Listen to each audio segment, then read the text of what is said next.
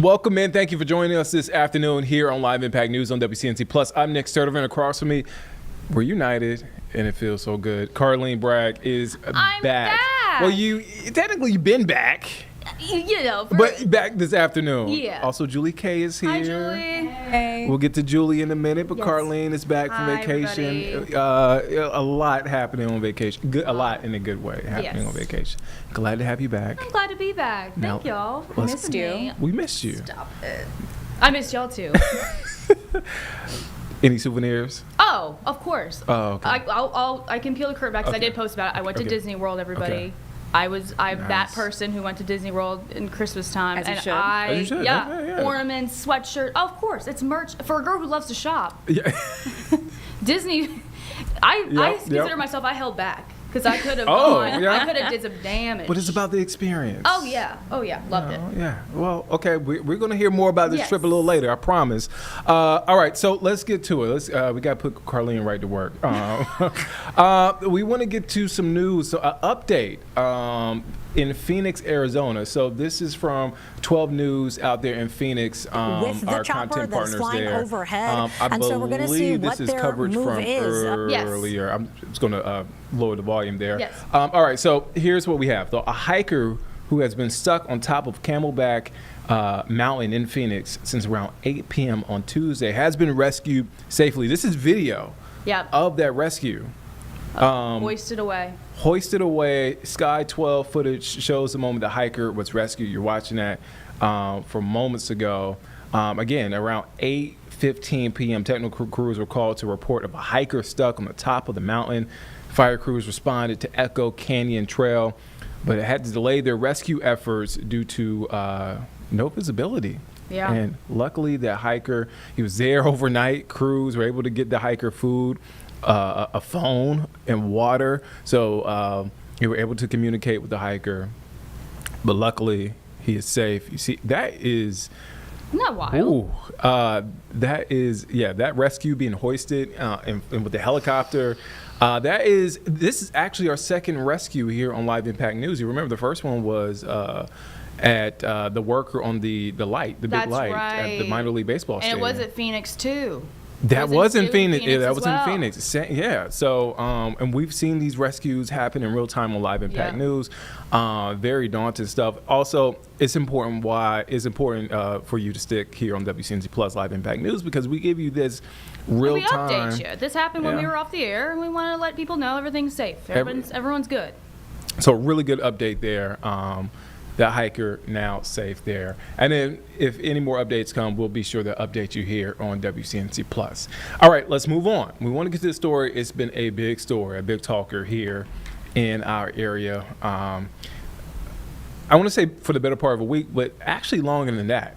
In the latest updates, and I'm talking about CATS, and I'm talking about Charlotte's transit system. The latest coming this week was Charlotte City Council approving about $3.4 million on a marketing contract to sort of rebuild the public image of Charlotte Area Transit System, also known as CATS. Julie K is here in studio. You saw her earlier.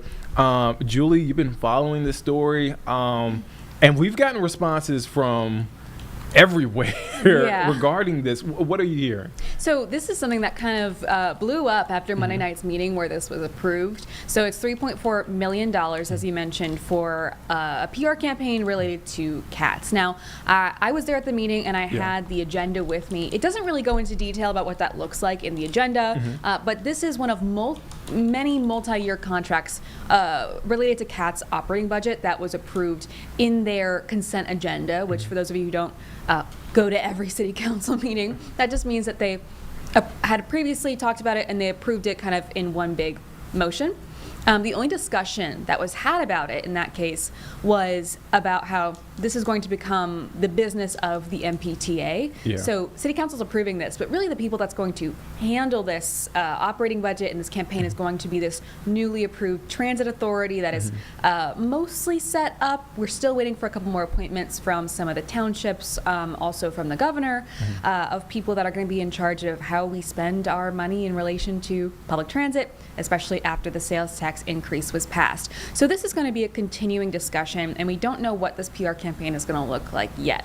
But naturally, the response came pretty quickly from Yes. the GOP. Yeah. And I know that we had them on Live Impact News yesterday, the Mecklenburg County GOP Chair, Kyle Kirby. He and I had chatted about this as well, extensively about what we do now after another stabbing on the light rail. His big message here, in general, across the board, is we've got to change this. We need to close off the platforms. Right now, you can just walk right on, hypothetically, without getting your ticket checked. There's nothing stopping you, no barrier between the light rail station and the road in a lot of cases. He also says you need an officer on every single train. This is something that CAT CEO or interim CEO Brent Cagle has said repeatedly is not feasible. I've spoken with council members who say the same thing. As nice as that sounds, that costs a lot more than a couple $1 million. Something I do want to point out is we're talking about how much money this is. I am not going to sit here and say $3.4 million is not a lot of money. Right. It is. Something that we have to keep in mind is that the operating budgets for anything related to the city is a lot more than you and I are used to hearing about. Right. So this was one of multiple CAT's operating budget related things approved. Other things like, for drainage services and for just like maintenance, things like that are pretty typical, where they spent even more money. So I do want to point out that like this wasn't the biggest ticket item on there, but I do think timing wise, for especially the GOP and Republican leaders saying, any extra money we have needs to go towards safety. Even if that doesn't cover all of it, that needs to go in that bucket. Especially when you hear, and what they're saying, this is not what I'm saying, what they're saying, especially when you hear the sheriff, Mecklenburg County Sheriff, other city leaders saying, we don't have the resources, we don't have the money. I do want to read, because they reposted that interview Cool. that we did yesterday. This is what, you may have gotten this response, but Mecklenburg County Republican Party reposting our interview on Facebook, and in the caption wrote, we need more police on every train and barriers at every station, not a $3.4 million PR campaign to paper over rising light rail violence. Public safety comes from real security, not spent. Exactly what you said there, but interesting, again, this is what they're saying. I mean, yeah, it's caused a lot of discourse. Yeah, a lot of discourse. So yesterday, actually, I was talking to Councilmember DeBoer-Mira about just this in general, because it's, and to say that they're brushing over it, regardless of what you think about this PR campaign, I do want to point out that they are pushing for answers. The mayor has asked for an update from CATS on their security improvements that they put in place in October. Right. We are hoping to get that this week. Dimple Ajmira, in the meeting, even at the end of it, where council members have time to ask about whatever they want, brought up some things. But, why was this suspect allowed back onto the train despite being banned? How are we checking to see who's banned? So these are questions that council members have too. This isn't, Republicans want safety and Democrats don't. But when I was talking with Councilmember Ajmira about this, I just kind of asked her, I was like, hey, this is blowing up right now as we speak. I know you haven't had a second to prepare for this, but what are your initial thoughts? And she just, briefly touched on it as this is something the MPTA will be taking over. This is just recently approved last night, so we will see. However, public safety is twofold. It's not just, it's the safety and security itself, and it's also the perception of safety and security. When you look at just in general, the chatter about Charlotte as an unsafe city after these two just very disturbing incidences, of course. You then come into the question of, will events stop coming here? Will, will the city be economically hit by potentially conventions, sporting events, people just not wanting to come to Charlotte? Now, I did reach out to the Charlotte Regional Visitors Authority. They aren't available to speak today because they're having a board meeting at the same time. But they have pointed out, this is important that we, let people know we're a safe city. But they did also want to point out, as of this point, we have not had any conventions or anything like that in their venues, which are a lot of the big venues. Nothing has canceled because of safety concerns. Safety is a general conversation they have with events that are coming here, but they haven't seen that cross that threshold yet. So this is just a very multifaceted issue. It will be interesting to see what this campaign ends up looking like, and I don't think we'll find out until after January when the MPTA is seated.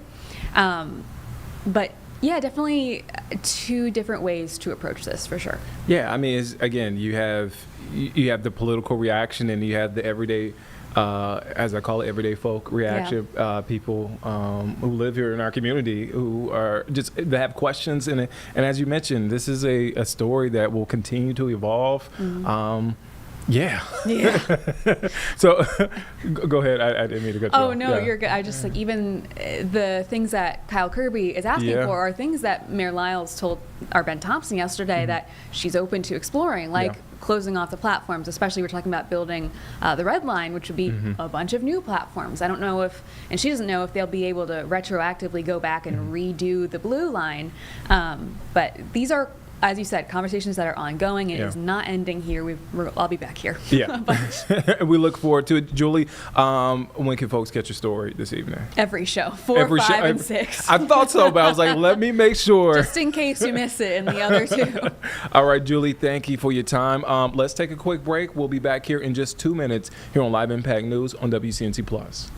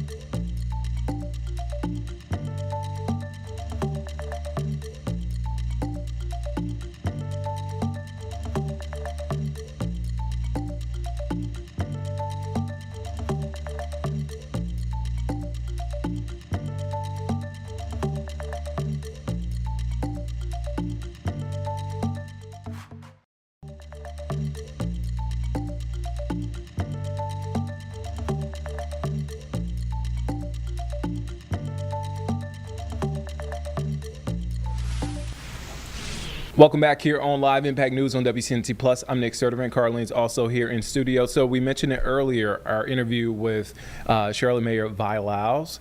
She spoke with our Ben Thompson, speaking publicly for the first time about the threats she faced following the killing of Ukrainian immigrant Irina Zarutska on Charlotte's light rail system and the steps police took to protect her. Also in that interview, she talked about how this was a low point in her tenure as mayor and forced to reckon and a forced reckoning, I should say, among city leaders. It was a wide-ranging interview. Let's get to it now in case you missed it. Let's talk about violence on the light rail. It's come up again in the last few days. After the death of Irina Zarutska, the city promised more patrols, more security guards. Are we clear yet? Were there extra security guards on the train on Friday night when the most recent stabbing happened? I did not know the answer to that. That's something that we're looking at. And I think that, again, this is kind of like when you talk about the mayor's role and what I do, this is really in the care of our justice people. I mean, we're Spencer Merriweather, our district attorney, our police officers are looking at this. And I want to say this at the beginning. When we had the most recent initiative or issue, the CMPD were right there, and they moved in quickly. There was an arrest quickly. This person is now in the jail. And so I think as long as we continue to do this, we're going to have to think about it differently. But I think that CMPD and everyone that's associated with CATS wants it to be the very best, because the whole idea of us having the ability to have the authority to build out a transit system, it means that we have to figure out how to build a transit system that everyone would want to use, because it's a safe one. Do you feel like the security on the light rail is currently sufficient? That's a very tough question to ask, and I say that because, it can go smoothly for a very long time, but when there's one bad apple, you don't know that. And so we will continue to thrive for every possible initiative. So we're beginning already among our population to start thinking about, well, what are the designs? I'm really big on this idea for especially uptown as well as the rail system, is that we have to figure out how to create barriers for people that shouldn't be on it. And when we built the first rail line, it was just get up on it and just get on and ride. But now I don't think that that's an acceptable level of safety for our community. And that includes, even uptown in our parking decks.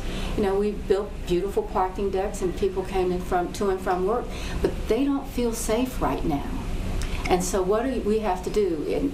And I'm really high on the idea of let's use all of the tools that we can have, that we can actually have architectural decisions made that might be a bit different. How do we create opportunities for people to build, but to build safety?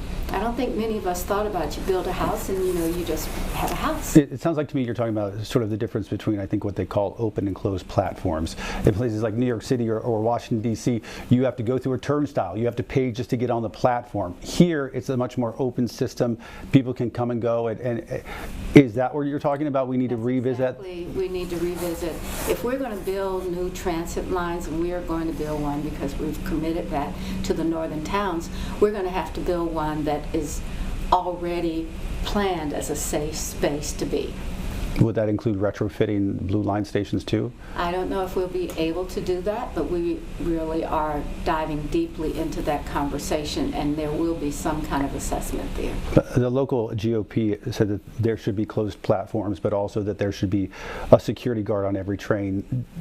Do you see that as feasible? I think anything that we would do to make people feel safe, we're going to have to do it. And so I don't know the answer to that, but I do think that there will be an answer to that soon. Oscar Solorzano, the suspect in Friday's case, had been banned from the light rail just a few months ago. Is your understanding there's just not enforcement of that happening right now, or you're not sure? I think that in most of the situation, it's where perhaps more people that are doing this understand more about how to do it than we understand how they do it.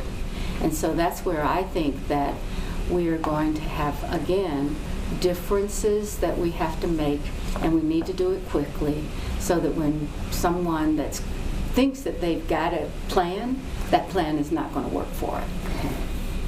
The president tweeted the other day, another stabbing by an illegal migrant in Charlotte. What's going on in Charlotte? Democrats are destroying it like everything else, piece by piece. Your reaction? My reaction is that I think the president has the opportunity to tweet about anything that's done. But for me, my reaction is, what do we do for this city? What do we do immediately for this city? I mean, you probably know our council is looking very hard at what we would do, and so I want to fulfill the idea of safety as a #1 initiative this year. We talked about it briefly, but I just want to go back to Arenas law, enacted in the last few days, cracks down on suspects in violent crime. So far, in your view, has it been a net positive? Well, it certainly was a net positive for the person that did what we had in the last few weeks or days, and it has worked in that respect. I hope that we'll not have to do that kind of work, but I think that we very much have to look at people for both criminal, how they live their lives, do they have opportunities, but we all know that mental health is an issue for a number of people in our city. I think that we will continue to think, how do we do this? But we're going to have to put more emphasis on, you must stop right now. At the time, after her death, you said it was a tragic failure by the court and the magistrates. What's the remedy for that? Well, the remedy, I think, has come a lot of this with the Arena law saying that we now will have people on the trains. We move quickly to do that. I believe that in this situation, even the one that we're dealing with right now, we're going to press really hard on safety with our Justice Department, with our, I don't know if you're aware, we're right now having an initiative with multiple agencies that are safety agencies so that people can go uptown, have a great time, go to see the Nutcracker and all of those things. And we're doing that because we've strengthened the process of other people joining us in this initiative to make sure that everybody feels safe and makes it possible for us to do this new work.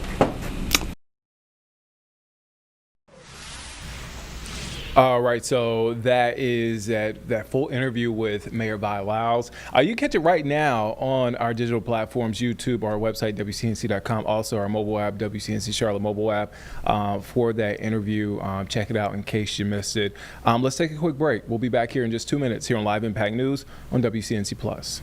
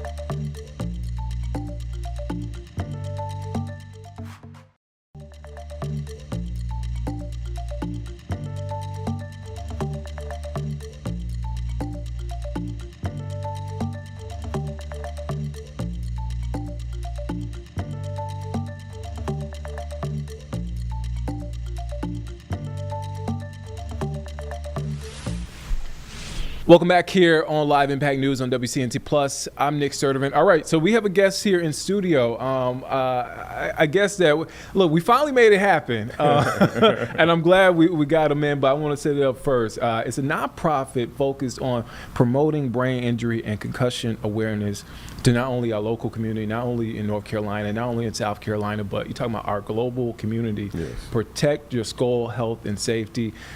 We have Tracy Suggs in studio this afternoon, co-founder, creative director. Yes. Goldsboro native. I was about to say Goldsboro finest, but you might have some cousins that you might want to put in that spot. I'll take that, and I'll take that Goldsboro finest, and I'll represent the entire community with that. I do got to ask, because we're talking about Eastern North Carolina, and I promise we'll get back to the No, we're good, nonprofit. man. But We're good. how did that growing up in Goldsboro shape you? Because it's a very, covering Eastern North Carolina. From southeastern North Carolina, northeastern North Carolina, and then, obviously that Nash County, Eshcombe County, Right. Goldsboro area. Very prideful Yes. area. Yes. How did that shape you growing up? Yeah, you used the phrase or the word prideful, family. Yeah. It was community based. During the time that I grew up, it was community, man. You always had someone there for you, no matter where you were in the community, no matter what neighborhood you were in. It was that connectivity that kept you going, man. So there, man, I had a lot of support. Sports was huge, the Eastern North Carolina basketball, football, the Carolinas is always known for basketball, but football and sports, baseball was always huge. So it was that connectivity to the community. The Wayne County Boys Club was a big part of my life as well. So playing sports on that level all the way up to playing in high school, it was just that sense of pride, the connectivity, the community, the love. It was that look out for your neighbor type of atmosphere growing up. Man, you said the Wayne County Boys and Girls Club. Shout out to them. I've done a Shout couple out to 'em, stories man. Shout on out Wayne to 'em. County, sitting around some of the stuff that's happening, has happened in that area when it comes to violence, when it comes to just giving kids an opportunity. That's what Right. the Boys and Girls Club is giving Yeah. kids a safe space. And when you support programs like that and other programs that are upstarts that are giving back to the youth, giving them outlets to be creative and explore the best opportunities they can have for life and help to remove whatever borders, whatever obstacles they have before them. When you have someone grabbing your hand, giving you a hug, or someone pointing you in the right direction, that's what that genuine love and walking like Christ is all about.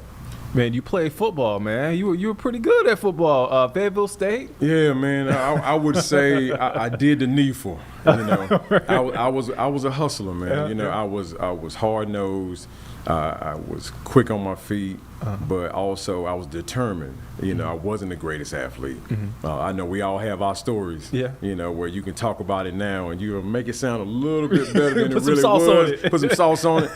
But no, I didn't have those moments, man. But I did enough. Like we talked about that community. I had Yeah. a great coach and Coach Elvin James, who he piloted us all around to different universities, making sure we had an opportunity to go to the next level. And I landed at Fayetteville State University and never looked back, man. I was just a go-getter. Played a couple of years there, had an ACL tear. Finished out, though, Yeah. hard-nosed and determined. But now that is a part of my story and the legacy, man, that I'm proud to be tied to that HBCU. And tied to protect your skull, Foster Wilkins. Yes. I my read that. brother. I read that story. Can you talk about how y'all met and where did the idea initially start when it comes to the nonprofit? Yeah, man. We both played at Fayetteville State University. He was a senior captain. I was a freshman, and that's where that relationship began. And through the years, the HBCU, going back to homecomings and going back to football games, and your brothers, with that Bronco pride, we stayed connected throughout the years. And then around 2012, 2013, he was doing his thing, working on a few projects. He had his business. I was working on some things. We came together to work on a project. But during that time, through working on this outside project, we were looking at the concussion lawsuits were big in the news during that time. When you talk about 2011, 2012, 2013. Yeah. Foster had a stint where he coached at Livingstone University, and he had an experience with an athlete who had a severe concussion. Wow. So with that and through our conversations, we were like, why don't we create a platform, create an outlet, create something that allows us to be able to promote concussion awareness and safety in sports? it was nowhere at the level where it is now when you talk about player safety. Yeah. Because we came from a hard-nosed environment where we played youth sports coming up during that time. It was get your head in there. It was if your neck's not broke, your arm's not broke, if you breathing, get back out there on the field. You got your bell rung. You got your bell rung. That was it. They gave you some of the smelling salt. Right. Everything was focused on the hard, violent hits. But now that game has changed. Even when we started during 2013, we couldn't get coaches. We had soccer coaches. We had youth organizations. Didn't want us to talk about concussions with the kids because we would scare them. So during that time, you saw a lot of the middle schools, the high schools, the youth leagues saw participation going down because of this breakout news and information about concussions. But we like to say we were at the forefront. Because I think the perception early on was it's anti-football, it's anti-sports. Right. And it's not. It's just putting the information out there and letting folks decide for themselves. And if you decide to play football, soccer, any contact sport, go into law enforcement. There's rates of concussion within certain professions. You have that information. You're able to make that decision with the right information. That's what it was for us. It was about how can we save lives? How can we walk the walk to make our community better, not just with our voices, but through connections, through partnerships, through information, education, playing the game safer and smarter. Concussion awareness is all about these individuals playing sports, these individuals who are our military men and women, individuals on work sites, individuals getting in car accidents. There's so many different ways that individuals come across brain injuries or concussions that we want them to have the information, because at the end of the day, we all want to live our best life possible. So that's why we say the game has evolved and that quality of life matters most. Because that game we're talking about, it's not just the game on the field, on the court, it's the game off the field, the game of life, being a productive father, mother, being a student athlete who has aspirations for a career and aspirations for family. How can I live my best life possible in that way and have excellence on the field or on the court? Because we always say winning and safety are merged together now. They're a family. Yeah. You cannot win without safety. You cannot win, and we tell coaches all the time, the best way to win is have access to every athlete and have them be able to perform at an optimum. And if you're going to do that, take care of them. Letting them communicate about head injuries. Let them have spotters and all these things they have now with better equipment. The Guardian caps. Yeah. Even when it comes to football helmets, Yeah. you can, no matter how much technology you have, there are disclaimers on those helmets still today that says this will not prevent concussion. So you got to keep your head up, keep your head out. The player safety rules, where you hear a lot of people now, especially in football. Yeah. And I don't want to just put this on football, Yeah. but concussions and brain injuries happen in all sports. High rates of concussions and head injuries in soccer. So we talk about playing the game, all sports, safer and smarter. I mean, Carlene's a big NASCAR fan. NASCAR, I mean, it's just a list. I don't want to just isolate it to football, like you said. I do want to bring up, man, playing Little League football, I played through high school. Right. I think back to Little League. Now, we had helmets from early 90s. If I think about the helmets during that time, man, I cringe when I reflect Scratches back. on the helmet still. Man. Oh, the padding man. wasn't all there Oh, on that side. It felt like cement or concrete blocks Yep. inside the padding, inside the helmets. And the only thing they told you was don't duck your head when you hit. That was the only sort of concussion-y sort of thing. Yeah, they was like coaches bull your neck in. Yeah. Keep your head up. But then you have a coach tell you to get your head in there. Right. We had the bull in the ring and all these Oklahoma drills. Oklahoma drills that really had you focus on being tough. Yeah. And now the toughness and being smart, and I tell anyone, you get out there on the field with someone 6'5", 245 pounds, running a 4.5, and if you think the game is soft, let them hit you with a perfect textbook safe tackle, and let me let you know how that feels.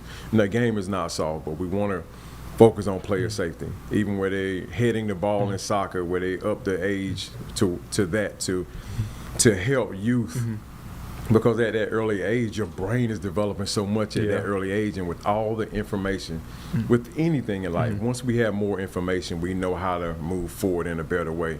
And it's all about quality of life. That's your motto, right? Quality of life matters most, man. After the sport, after the game, quality of life matters most. Is it landing for a lot of young people? I say that.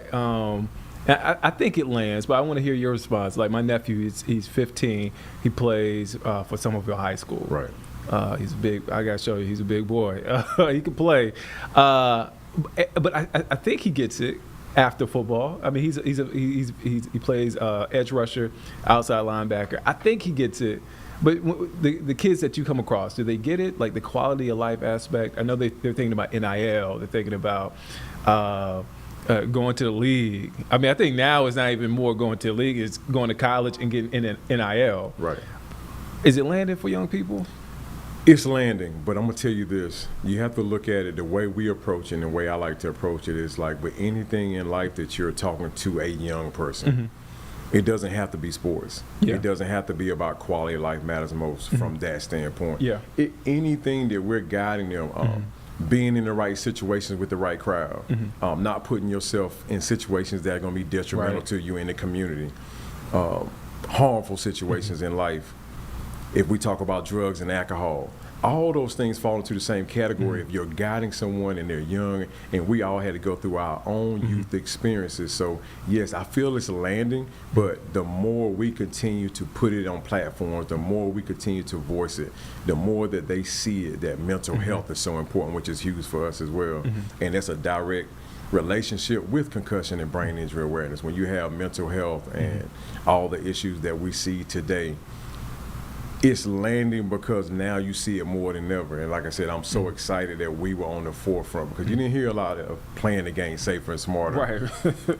I think back to our early start, and this ties into connectivity to where I'm so grateful to Mark Carrier when he was with the Panthers years ago when we first started. He was one of the first individuals that really took us in and said, we're going to get we gave wristbands to the players. And that time the Panthers were, we had Cam Newton and things were rolling pretty good. Yeah. But we had individuals like that were tied to organizations that not necessarily was going to connect with someone talking about concussion awareness. And you find that difficulty in pro sports now because it's so guarded. Yeah. So we don't get a lot of relationships with pro sports. We do have some relationships with universities where we can reach out to the youth. So that's a great question because it's grassroots based. Yeah. Keep giving them the information and sooner or later it'll stick. You keep chipping away at it Keep slowly. chipping away at it slowly. I do want to ask you, talking about men's mental health awareness month of last month. Yes. It should be 365, honestly, when you talk about mental health. O'Shawn Nealon, Cowboys D lineman. How Yes. did that impact you? Because that was First of all, jarring. man, for a young man or any individual, when you talk about the severity of when you talk about suicide, when you talk about what someone has to go through, when you think about how powerful the brain is, our thought process, our mental health, for anyone in that situation, not just him, I think because he was on a pro sports level, Yeah. the Dallas Cowboys Scored a touchdown. scored a touchdown. Yeah. I'm a big Cowboys fan. Oh, I'm so sorry. it touched base on a human level first and foremost, and it was on a level to where it was on such parameters that everyone, the country, Yeah. globally, I think because of the Cowboys, it made an impact. And then when you saw that the Cowboys players, Yeah. the Panthers players, other teams across the league and their players really showed that, hey, we have to really focus on our mental health. So in situations like that, we all have to come together and know at the end of the day, Yeah. it's all about love for humanity.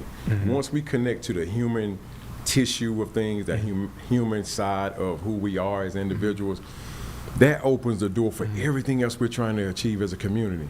And sometimes when we lose that connectivity with humanity, situations like that really makes you say, hey man, life is really fragile. We got to make the most of, they used to say, tomorrow's not promised. Now it's the next second is not promised. Man, Yeah. you don't know what so many people are going through. Yeah. What would you tell your younger self, that kid at Fayetteville State, that freshman at Fayetteville State University? Man. Would he be open to what you're telling him? He would have his own drive. He would have his own views. And I feel that he would have to experience it, but I would tell him in the same way that my mother and father told me. Get the knowledge base now and absorb it so you don't have to experience the pitfalls. Yeah. It's always best to take heed and know that the stove is hot without trying to touch the stove. So that's what I would tell my younger self. Hey man, your quality of life matters more than anything else. The impact that you can make on your community, that next person, that's where community starts. Can I impact the life of that individual next to me? Can I walk in love? And that's going to lead to success in every other area of your life, career, family, and those things. So your activities, football, basketball, baseball, soccer, Right. your careers, engineer, social worker, media personality, those things start from your humanity, the human side of yourself. So connect with that and everything will open up for you. Oh man, you know, folks are gonna look at this interview. They're gonna be like, "Man, how can we get involved? What's the best way? What's the easiest way? How can folks get in contact with you and Foster?" Yeah, you can go to our website, protectyourskull.com. There you will have a way to connect to us, leave comments, reach out to us if you want us to come and speak at a school. If you want us to speak to any part of that community, you can reach out to us. If you want to assist and say, how can I be a part of volunteering? What programs do you have? And we're in the process now, we're excited for 2026 to develop more programs and connectivity and partnerships within the community tied to concussion awareness, Yeah. brain injury awareness, and mental health. Like here in Charlotte, being a part of Brain Injury Awareness Day, Yeah. and being recognized by the city of Charlotte. And we're excited about those opportunities that we've had in the past. But reach out to us. You can follow us on on Instagram at Protect Your Skull, on X at PY Skull, and you can reach out and connect. Yeah. And let's communicate, and let's just see how we can work together to keep not only the athletes, but these individuals in our communities who need assistance. Because brain injuries are an invisible injury, but the individuals suffering, they're not invisible. Are you aware of Brain Talk Foundation? I've heard of Brain Talk Foundation. I got to connect you with Brain Talk Foundation. We had them on the show. Yeah. So we're going to connect after the show or after this segment.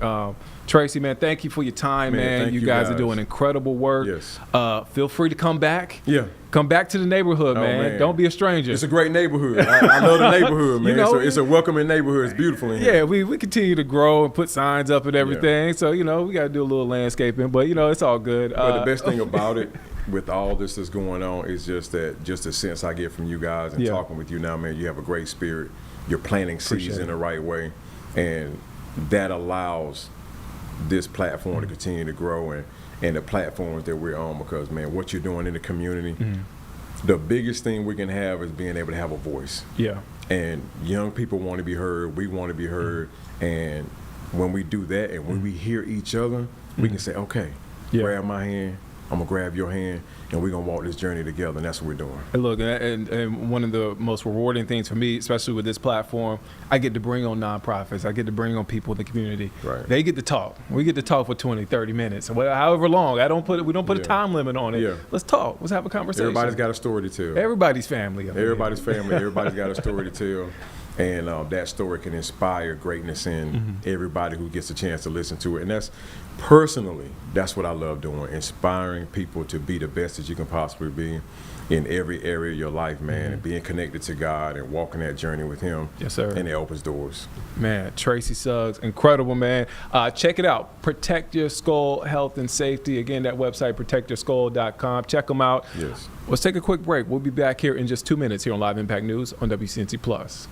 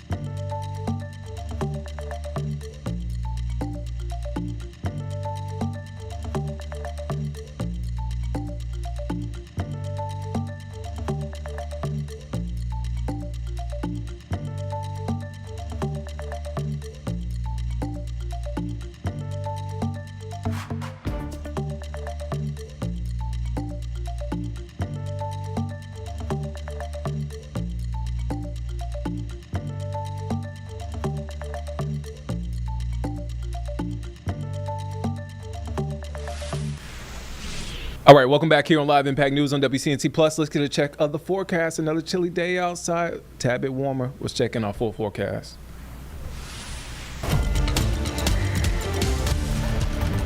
Well, good Wednesday afternoon to you. I'm WCNC meteorologist. Majestic storm, and you need to know today is going to be warmer, with temperatures eventually hitting those low 50s. But with the warmer weather, today is going to be really windy at times. We'll generally see a good mix of sun and clouds throughout the afternoon and early into this evening. We're talking about some of those winds gusting over 30 miles an hour. But because those winds are moving in from the southwest, that'll help to warm those temperatures back into the 50s today.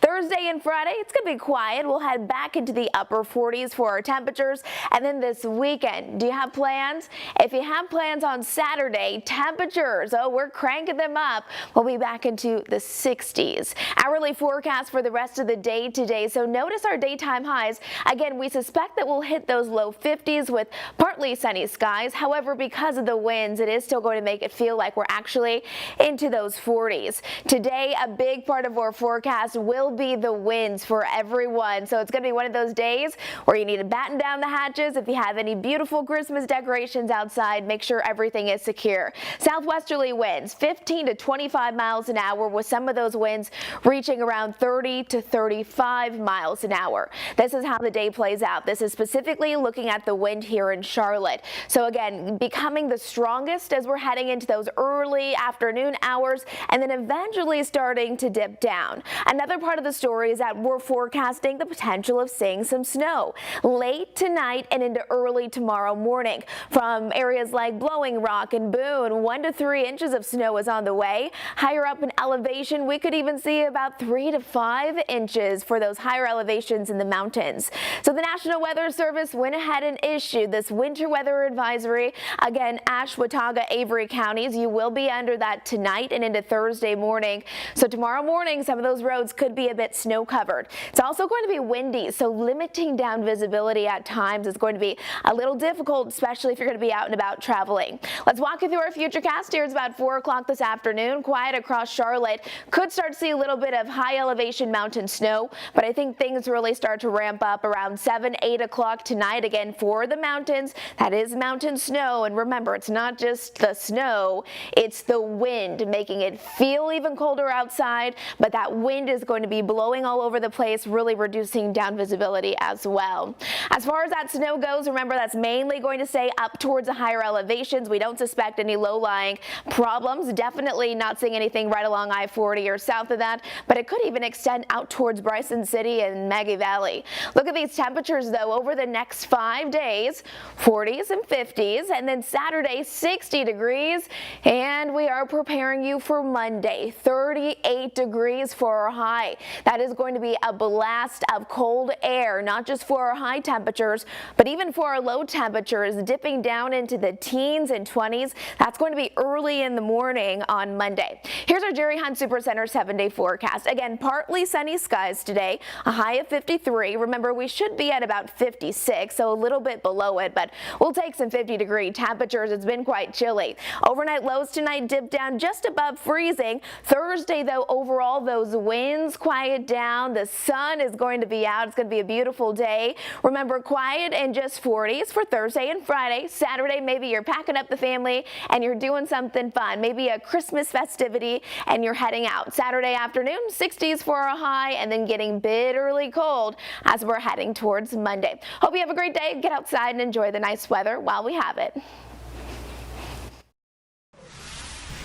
All right, that is a look at our full forecast. I believe Saturday is Chris Mulcahy's pick of the week. It's 60 degrees, Carlene. That's nice. It's going to be nice. It's going to be a little break from the chilly temperatures. So I'm looking forward to Saturday. Still Same. wear a nice sweatshirt, long sleeve maybe. Yep. So, yeah, Yep. you don't have to wear the jacket, I don't think, all day. All right, let's take a quick break. We'll be back here in just 2 minutes here on Live Impact News on WCNC Plus.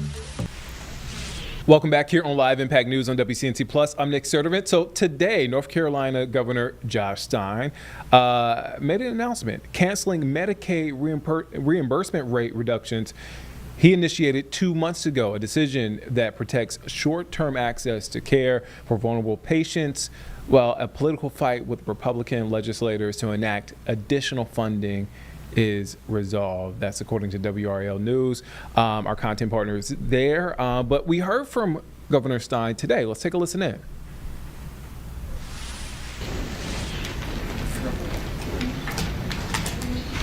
Good morning, everybody. I want to thank Secretary of Health and Human Services, Dev Sangvi, Dr. Frankie Simmons, President of the North Carolina Academy of Family Physicians, Margaret Weller Stargell, who is CEO of Coastal Horizons, and Lisa Poteet, CEO of the ARC of North Carolina, and the many providers, advocates, and legislators who are here joining us today. Medicaid is a lifeline for the more than 3 million North Carolinians across the state. Medicaid serves 1 in 4 million North Carolinians. It is the difference for those people between being able to go to a doctor's office to get better and being denied critical care because it is too expensive. For months, the General Assembly has failed to fully fund Medicaid, forcing cuts to provider rates and leaving people and providers stressed and vulnerable. The legislature's continued inaction left healthcare providers with few options, so impacted families and providers took legal action. And the result of those court cases have led us to today. North Carolina is now restoring provider rates to their September 30 levels, the rates before the cuts were enacted, so that patients can continue to receive the care that they need and deserve. So what happened? What changed? I'll talk about that, but first, some necessary context. For 6 months, the General Assembly was warned by DHHS time and time again about the impending Medicaid funding shortfall, and that without more funding, the legislature would force substantial rate cuts onto healthcare providers. What was incredibly frustrating was that both chambers in the legislature agreed that more funding was necessary. They even agreed on the amount of money that was necessary. But they failed to act in August, they failed to act in September, they failed to act in October, and they failed to act in November. Instead of providing the funding that both chambers knew was necessary, they allowed unrelated budget disputes to get in the way of doing their jobs. Their failure forced these cuts, which are causing real and damaging impacts on people's health and well-being. Their failure is irresponsible and callous, and it's infuriating because all of this was absolutely unnecessary. All they had to do was their most basic and important job: pass a budget. Understand that only one state's legislature in this entire country has not enacted a budget. That's North Carolina's.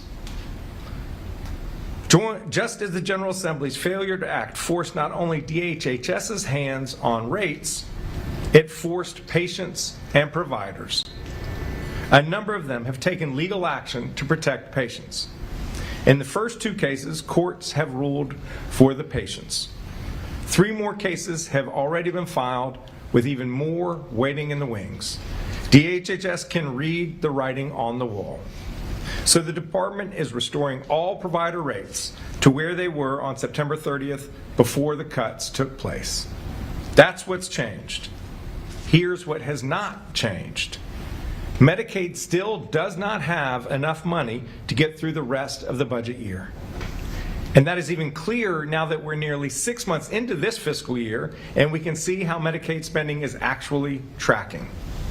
Without additional funds, Medicaid will run out of money in the spring, which would be absolutely devastating, not only to Medicaid patients, but to the entirety of our healthcare system. Secretary Sangvi will speak to some of those consequences which we cannot allow to happen. Everyone here And the 3 million North Carolina Medicaid recipients and their families are counting on the General Assembly to step up and fully fund Medicaid. Legislators have said over and over that they will fund Medicaid. It's time to stop talking about funding Medicaid. It is time to start funding Medicaid. It's not about politics. It's about saving people's lives. I urge the General Assembly, come back to Raleigh and do your job. Make Medicaid whole. Pass a budget. And join us in standing up for people's health care. I'll now invite forward Secretary Sangbai. Thank you, Governor. Good morning, everyone. It's great to stand shoulder to shoulder with many friends and colleagues around this important issue. My top priority since taking this job was to increase access, ensure that everyone can have access to quality, affordable care here in North Carolina when they need it. And without additional funding from the General Assembly, this priority in the entire Medicaid program is at risk. Our projections show, as the Governor outlined, that Medicaid will run out of money before the end of the fiscal year. And because Medicaid is such a critical part of North Carolina's system of care, it's going to impact everyone. The entire state is at risk.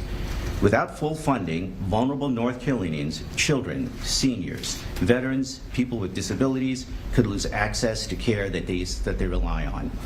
We face the prospect of further destabilizing our healthcare system with devastating financial strain on providers. I want to be clear about what's at stake if Medicaid isn't fully funded. Services could be eliminated. Providers could be left waiting for payments that may never come. Clinics and practices, especially those in rural areas where so many residents rely on Medicaid, could be forced to lay off staff and stop serving patients or simply close their doors altogether. When funds run low, providers may have no choice but to limit the number of Medicaid patients they can see, stop accepting new patients, or shut down entirely, disrupting care or decreasing access for people who need it most. For many, Medicaid is more than a program. It is a lifeline. It provides affordable health coverage to more than 1 in 4 people in our state, including those who often face serious barriers like chronic illness, mental health challenges, unstable housing, or limited access to transportation.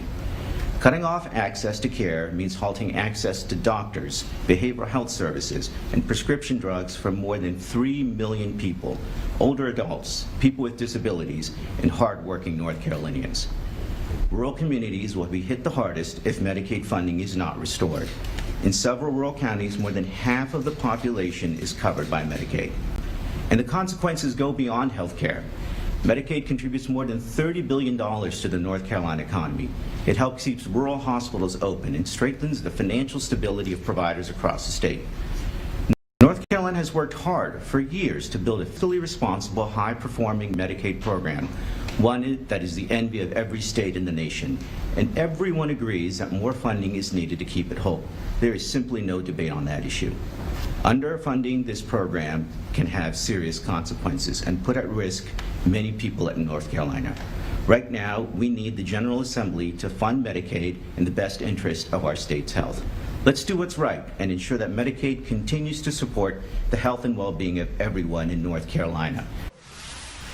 All right, so that was from earlier. We heard from Governor Josh Stein, also leaders within his administration, talking about Medicaid. Let's take a quick break. We'll be back here in just 2 minutes here on Live Impact News on WCNC Plus.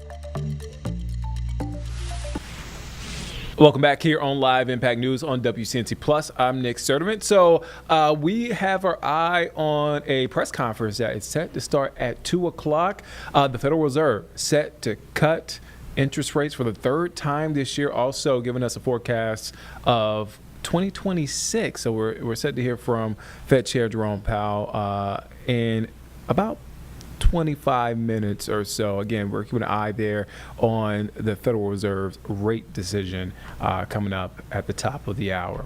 All right, let's come back here at home because we're going to talk about a charter school in Union County in the middle of controversy, ordered to close. WCNC Charlotte's Miles Harris is here in studio. So we talked a little bit about what's happening with this charter school. It's kind of layered, right? It is very much layered. Yeah. Talk about what they're going through right now. Yeah, so Monroe Charter Academy, they're in Union County. They're specifically in Waxhaw. They went to the North Carolina Charter School Review Board this week, as early as yesterday, we should say, right? And they went there because they were trying to get a renewal of their charter for like a 7-year renewal. Kind of went through some of the stuff with the board, but instead of actually getting that renewal, the board actually decided to close this school like right now. Like I just left the school probably about 30 or 45 minutes ago. Yeah. Crickets. Like closed. They're already closed. Wow. And so a couple things kind of played into this factor though too. So this was a charter school that's in Monroe, or in Waxhaw I should say, and they were trying to move from Union County to Mecklenburg County. And I'm looking because I'm trying to make sure that I'm Again, it's a layered putting this story. together as well as we possibly can. They were trying to get a new site, but part of that is they actually needed to get their educational certificate renewed, verified, things of that nature. They did not do that. So during this process, back on like the 17th, they went virtual. They stayed virtual, which exceeded the 5-day absence or virtual limit that the state authorizes or even allows, and they did this without the state's authorization or the approval. So a couple of antennas are kind of being raised with that though too. So basically after the board had learned about this, they were like, okay, you guys are operating without your educational occupancy and also exceeded this 5 days, we got to close. And so they decided unanimously to close this charter school. So that is really where we are today. Haven't gotten in contact with anybody from the school in particular to learn more about, how are you guys planning to do this? Their response to that was, hey, can you guys just give us a couple of weeks? I'm talking about board members of the board. Give us a couple of weeks to try to put this thing together. And they were like, it's kind of too far, too late to give you guys more time to kind of move on this. So they decided to close the charter school. Oh, wow. Have you heard from parents, students, families? So not anybody that directly went to the school. I did get a chance to talk to a parent that is in Union County that was out there. They were like, what's going on? Like, we haven't seen a school bus or anything kind of come around this area in literally 3-4 weeks at this point. When you should be seeing and he's used to seeing them. They live just down the street from it. And I kind of explained to him on that, and he's like, yeah, I mean, I'd have a lot of questions though too, but also the big antenna that we're wondering is like, okay, what do parents do at this point, right? This is the middle of the school year. And so there's a couple of hurdles for families and parents in Union County with that one as well. And so that's kind of where we are with this school. The school's been around since 2019. And so right it was before the pandemic. Right. And so they've had a couple of issues with that, but they've also not really graded that well from the state as far as like enrolling students, things of that nature, as far as performance and stuff goes as well. So those other pieces also played a factor into the board's decision as well. But yeah, I mean, that's where they are right now. They've closed the door, and so they were actually using the space in Waxhaw at a church, just in around that church as well. And again, like I said, I went over there and Nothing. Crickets. Nothing. Oh man, tricky situation for that school community right there. When can folks check out your story? Again, it's a layered story, so I really do encourage everyone to watch out for the story and read the story when it's posted on our digital platform. So we'll put it up. It's going to be on air today at 5:30. We'll have a web article with this one as well. A lot of the story is going to have the board meeting, kind of the reaction, the back and forth a little bit that would though too. But there's still a lot of questions about how this moves forward and what's next. With this charter school, and really like for students and families and things of that nature as well, but definitely some concern. I should say though too. Like I said, this is a school that deals with kids from K through 6th grade. Yeah. And so, I mean, you're talking about a wide range of kids. yeah. And so you got a lot of families now that are wondering, okay, what do we do with our kids for the rest of the school year? All right, man. Miles, thank you for your time. Thank you for stopping in the appreciate studio. All right, so let's take a break. We'll take a quick break. We'll be back here in just 2 minutes here on Live Impact News on WCNC Plus.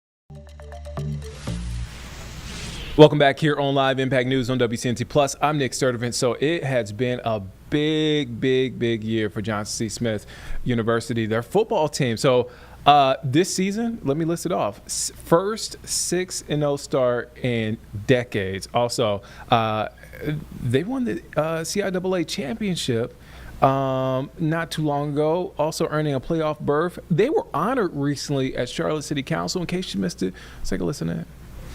All right, our next, now that we'll start off with moving to awards and recognitions portion of our agenda. We have some special guests that we have here this evening, and I'd like to turn it over to Councilmember Graham to introduce them. Thank you, Madam Mayor. Tonight is a proud moment for the city and especially for the Beatties Ford Road corridor that I am honored to represent. It is my privilege to welcome the 2025 CIAA football champions, the Johnson C. Smith University Golden Bills, to the chamber, as well as the Level Bills, our university cheerleaders. Johnson C. Smith has won this championship for the first time in 56 years.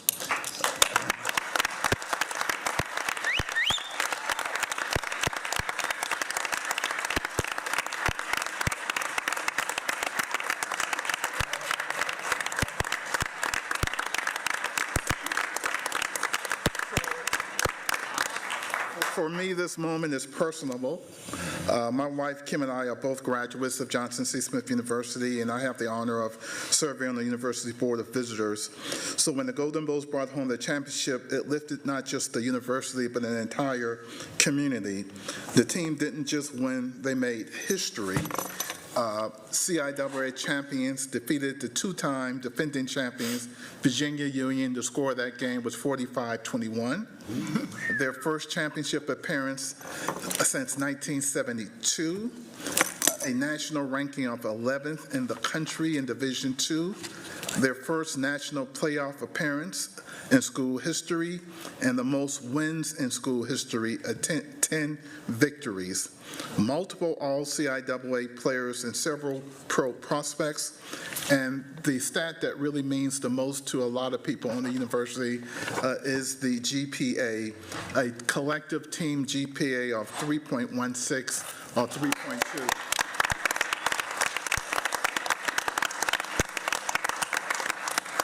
None of this would be possible without the leadership of Coach Maurice Flowers, now a two-time CIAA Coach of the Year, has rebuilt this program through vision, discipline, and belief. Coach, thank you for leading these young men and restoring pride throughout the Golden Bill Nations.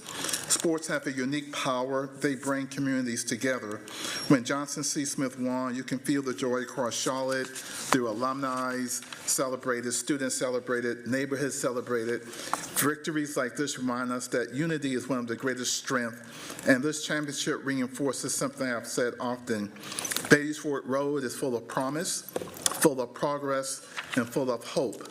When this team achieved reflects the strength, talent, and resilience of the entire historic West End. It shows what is possible when opportunity, leadership, and hard work come together. So to the players, coaches, and staff, congratulations. You have made your university proud, your alumni proud, and your city proud. Thank you for giving us a moment that will be remembered for generations to come. We have two speakers, Madam Mayor. One, the president of the university, and then we'll invite Coach Maurice Flowers to come down to the podium.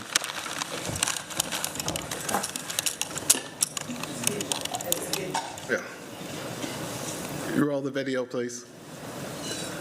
Hi, everyone. I am Valerie Kinlock, the 15th president of Johnson C. Smith University right here in Charlotte, North Carolina, and a graduate of the class of 1996. I am so excited that City Council, at the suggestion of Councilman and alum of the university, Malcolm Graham, invited our football program to participate in this special occasion. I am so sorry that I am unavailable to be there because right now I'm at a conference in Nashville. I'd rather be there with you. But this is what I want to say.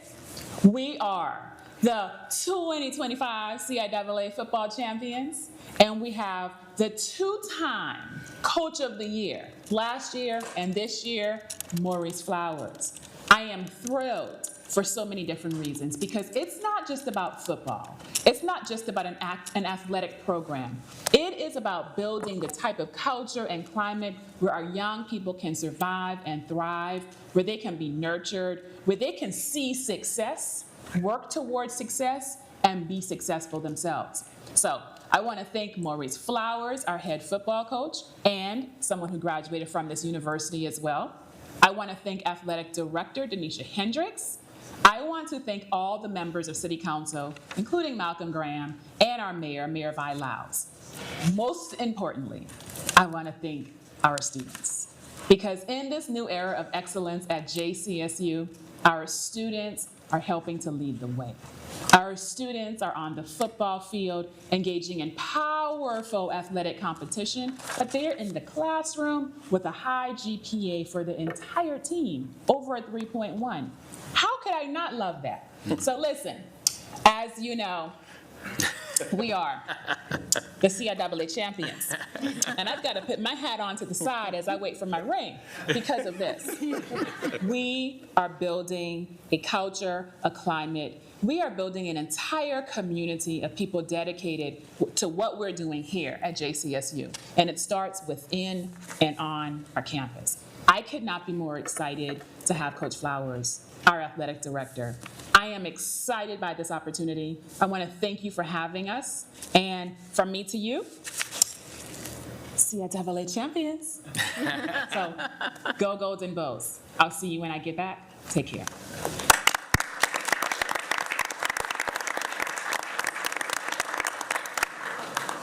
It's good to hear from our president by video, because during the game we have to hear from her on the sideline if you all haven't seen. She's normally very close to us. We love her support. Thank you so much for having us here today. It's an honor and a privilege to be here. Want to thank you as just everything that you all do for the city of Charlotte. I'm very proud because I speak as a proud Charlottean. Randolph Middle School, East Mecklenburg High School, Johnson C. Smith University, and it does me just It's an honor to be here with the coaching staff that we coach with, the young men that we lead, the alumni that we represent.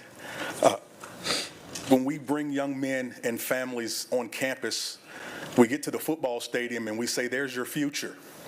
But we're not talking about the football field. If you haven't been to our football field at our stadium has the best view of the Charlotte skyline. And that's the future of our young men. We thank you for building this city to be one of the top cities in the United States. If you look at a lot of these young men, they're here because of our city. Our city is what can help us out-recruit many other people. And I want to thank you so much.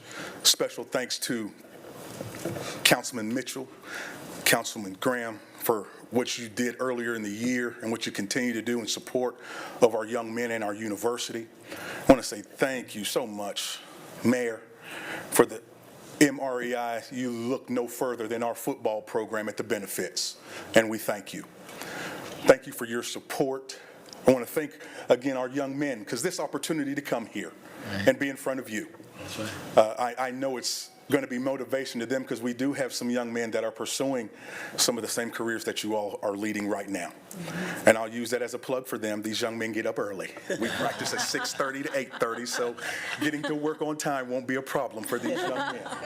And I'm happy to say that, yes, our combined GPA of a team of 130 plus young men is a 3.16. We're looking forward to the exams where we'll see where our GPA is now. But I'm so proud of them. I'm so proud of our coaches.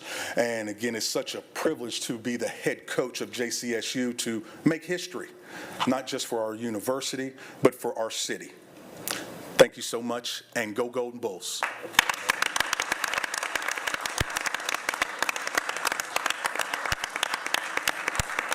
Last comment, Madam Mayor, is I just want to take special recognition to thank the Carolina Panthers and Todd up in the audience with Jet Pizza on Beatty'sford Road for providing pre-game meals for the team this afternoon. This is a Beatty'sford Road thing, and there's excellent on the quarter and more is to come. Thank you. All right. Now,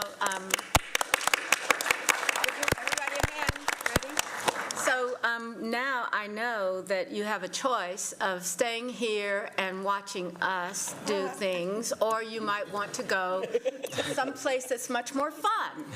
So feel free to, I'm sorry. Mayor, Mayor, please. I can't let Councilman Graham go without hearing the chant. Give me the chant, man. Oh, my God. Y'all ready for it? Come on, give me the... JC. JC. JC. That's what I'm talking about.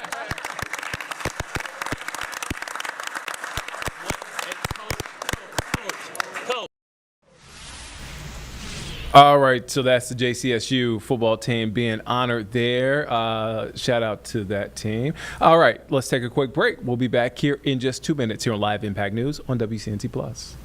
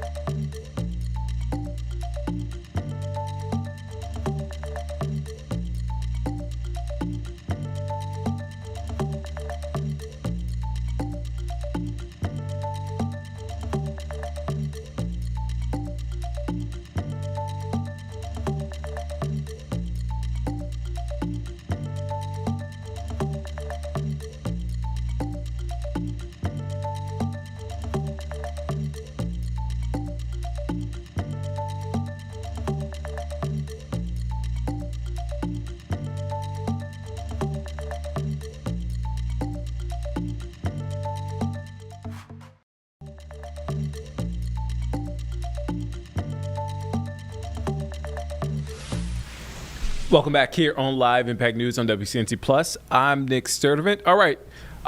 Another chilly day. Slightly, would you say slightly warmer, James? I would say it's warmer and sunny. Sunny, yes. This is a live look at Carowinds. Carowinds. It doesn't, maybe because of the angle, or maybe there's a glare. I don't know. It doesn't look, I was like, is that Carowinds? Yeah, so we're looking south, I think. Okay. So this is not my There's some usual. roller coasters in the front there. Yeah, well, it's not a bad day for a roller coaster. I wouldn't say it's not that. That'd be cold with the cold air on your face. Wear a beanie. I was about to say toboggan. A beanie. A knit cap. A knit cap. You'll be okay, man. Not bad. Maybe not for me because I have a bald head, but maybe for all the more reason for the beanie. Right. Anyway, let's check in on our full forecast. Well, good Wednesday afternoon to you. I'm WCNC meteorologist. Majestic storm, and you need to know today is going to be warmer, with temperatures eventually hitting those low 50s. But with the warmer weather, today is going to be really windy at times. We'll generally see a good mix of sun and clouds throughout the afternoon and early into this evening. We're talking about some of those winds gusting over 30 miles an hour. But because those winds are moving in from the southwest, that'll help to warm those temperatures back into the 50s today. Thursday and Friday, it's going to be quiet. We'll head back into the upper 40s for our temperatures. And then this weekend, do you have plans? If you have plans on Saturday, temperatures, we're cranking them up. We'll be back into the 60s. Hourly forecast for the rest of the day today. So notice our daytime highs. Again, we suspect that we'll hit those low 50s with partly sunny skies. However, because of the winds, it is still going to make it feel like we're actually into those 40s. Today, a big part of our forecast will be the winds for everyone. So it's going to be one of those days where you need to batten down the hatches. If you have any beautiful Christmas decorations outside, make sure everything is secure. Southwesterly winds, 15 to 25 miles an hour, with some of those winds reaching around 30 to 35 miles an hour. This is how the day plays out. This is specifically looking at the wind here in Charlotte. So again, becoming the strongest as we're heading into those early afternoon hours, and then eventually starting to dip down. Another part of the story is that we're forecasting the potential of seeing some snow late tonight and into early tomorrow morning. From areas like Blowing Rock and Boone, 1 to 3 inches of snow is on the way. Higher up in elevation, we could even see about 3 to 5 inches for those higher elevations in the mountains. So the National Weather Service went ahead and issued this winter weather advisory. Again, Ashe, Watauga, Avery counties, you will be under that tonight and into Thursday morning. So tomorrow morning, some of those roads could be a bit snow covered. It's also going to be windy, so limiting down visibility at times is going to be a little difficult, especially if you're going to be out and about traveling. Let's walk you through our futurecast. Here it's about 4 o'clock this afternoon. Quiet across Charlotte. Could start to see a little bit of high elevation mountain snow, but I think things really start to ramp up around 7, 8 o'clock tonight. Again, for the mountains, that is mountain snow. And remember, it's not just the snow, it's the wind making it feel even colder outside, but that wind is going to be blowing all over the place, really reducing down visibility as well. As far as that snow goes, remember that's mainly going to stay up towards the higher elevations. We don't suspect any low-lying problems. Definitely not seeing anything right along I-40 or south of that, but it could even extend out towards Bryson City and Maggie Valley. Look at these temperatures though over the next 5 days, 40s and 50s, and then Saturday 60 degrees, and we are preparing you for Monday, 38 degrees for our high. That is going to be a blast of cold air, not just for our high temperatures, but even for our low temperatures, dipping down into the teens and 20s. That's going to be early in the morning on Monday. Here's our Jerry Hunt Supercenter 7-day forecast. Again, partly sunny skies today, a high of 53. Remember, we should be at about 56, so a little bit below it, but we'll take some 50-degree temperatures. It's been quite chilly.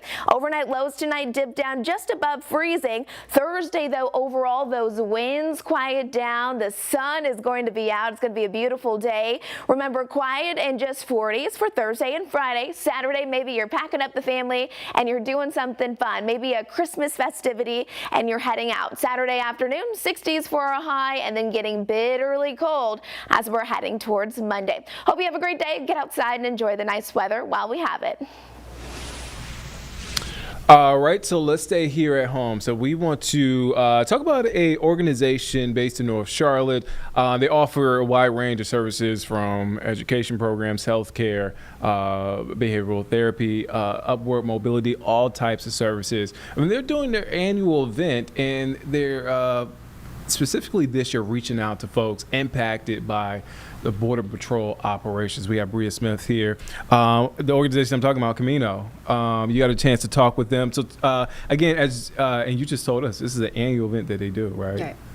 Yeah, it's an annual event for sure, but this year it's just a little bit more significant just because of Operation Charlotte Web, Border Patrol being here just a few weeks ago, and so just catering to those people who weren't unable to make it to those appointments. They did open up a virtual service where they can go on to telehealth and have those visits there, but some people still feel fearful. They still didn't show up for those. So this event will give them the opportunity to, have those visits, get medication that they might need, and then also have a social navigator to help connect them to outside resources outside of Camino. Are they expecting more people than maybe like last year or the year before that? Yeah, I think that's their hope, and they're definitely hoping for a bigger turnout because in total, between primary care and dental, there were 199 missed or no-showed appointments. So they're hoping that number, and then even more, whoever might need those resources could at least show up just so that they can kind of fill those gaps,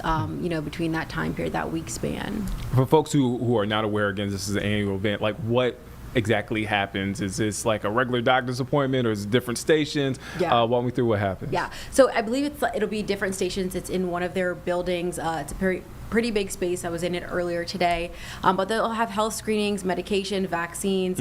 I'm just looking at my notes because there'll be a lot of resources here that they'll be able to offer. And again, it's all free of charge to the community. So while it is surrounding the Latino community, it's also open to anyone who truly just needs the resources. So that's the beauty in it. But before I get you out of here, have they got a chance to speak? I'm sure they have, but what have the conversations been like for folks leading up to this event? Did they disclose that? Did they talk to you about that? They didn't really mention. They just know that. Well, they've spoken to their clients. Of course, and really just they say overall that Camino is a safe space for the Latino community. So they're hoping and encouraged that people will come out to this event and kind of get that sense of assurance or confidence, if you will, and while also making it to their healthcare appointments. And we got a chance to speak with Camino during the Border Patrol operations, and we always sort of talk to Camino at different points. All right, Bria, when can folks check out your story this evening? This will air at 4:30 p.m. 4:30, all right, that's my show now. Alrighty. All right. Bria, thank you for your time. Thank you. All right, let's head now to Kentucky. All right, so let's head down to Kentucky, a press conference, update on a shooting on campus. Remind me, school again, James. So we're going to hear here from Frankfort, Kentucky, after a student was killed in a shooting at the Kentucky State University. All right, let's take a listen in. We're now able to release the identities of those involved in the specific charges filed. First, it is with deep regret that I confirm the identity of the victim who lost his life. He was DeJohn Fox, a 19-year-old male and a student at Kentucky State University. Our deepest condolences go out to Mr. Fox's family and friends during this incredibly difficult time. The second victim, also a KSU student, remains in intensive care at the hospital. Regarding the investigation into the shooter, we have formally charged Jacob Lee Bard with murder and assault in the first degree. Mr. Bard is a resident of Evansville, Indiana. Our investigation has determined that Mr. Bard is a parent of a Kentucky State University student. We want to reassure the community that this was an isolated incident involving these specific individuals, and there are no active safety concerns on the campus of Kentucky State University at this time. This investigation is ongoing. We would like to thank our partners who assisted at the scene and continue to aid us, including the Franklin County Sheriff's Office, the Kentucky State Police, and the Kentucky State University Campus Police, among others. Kentucky State University is an integral part of Frankfort, and a tragedy like this affects us all. Our thoughts are with the students, faculty, and staff as they navigate this difficult time. I'll now take a few questions. There was a video circulating that it was seemed like a group of kids. Some people said jumped one of the children, and this was the father whose kid got jumped, and that's why he shot. Can you elaborate on just what led up to this shooting? It's really too early in the investigation right now to really to give any details on what led up to it. At this point, a lot of that would just be some speculation. We have collected that video and have that as well. Can you confirm that everyone in that video was involved in the incident in some sort of way? And then a follow-up to that, an eyewitness who was there, who saw the video as well, there are 2 cop cars, or appears at least 1 police car on the street right there, right in front of the building. Were there university officers present when this happened? There were university officers present when this happened. Were they involved in separating that, or had they gotten there during this dispute, or can you elaborate on? I don't want to go into the details of it, but obviously when this happened, they acted quickly and were able to prevent any further any further injuries, and were able to get that individual into custody. Moving forward, will there be any additional police presence on campus? As far as what KSU's do, well, we are assisting them right now, us and the Franklin County Sheriff's Office, with some extra officers currently, and we'll continue that as long as they request. Is there any surveillance video that you guys are kind of pulling from to help you with this investigation? And is there anything that the public can do to kind of assist you guys right now? Yeah, we were able to get video from campus. Has a lot of good security cameras. We were able to gather that. I'm not going to go into what is detailed on that.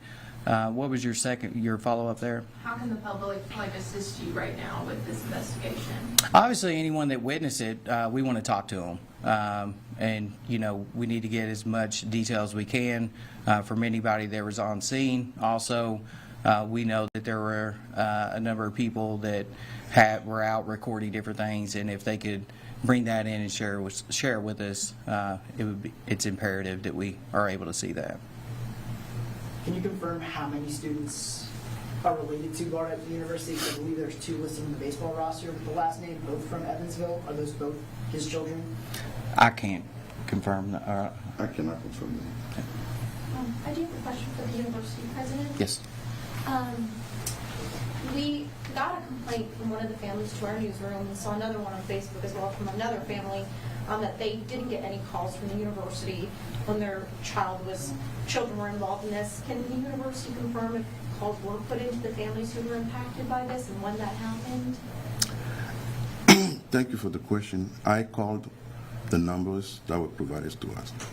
I spoke to the mother of the deceased yesterday, and this morning the mother called me, and she and I spoke.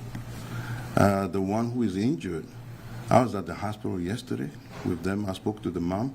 I was there very late last night, and this morning I was there again, and I met with the student. So the parent, and I saw the student as well. So I don't know where that's coming from, but I'm doing everything I can to be there for the parents and the student. For the child who was injured that you spent time with, when was that call made to their family initially after, or did you make contact once you got to the hospital?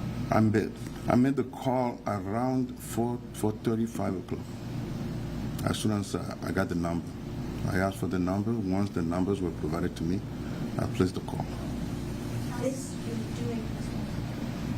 How is the student doing in the hospital? Still in critical condition. They'll be doing another surgery this afternoon, hopefully. We'll know more tomorrow or the day after. This is the second shooting on campus this semester. Can you talk about that, give the university statement on that, and then also talk about, is campus a safe place for students moving forward? The campus is a safe place for the student moving forward.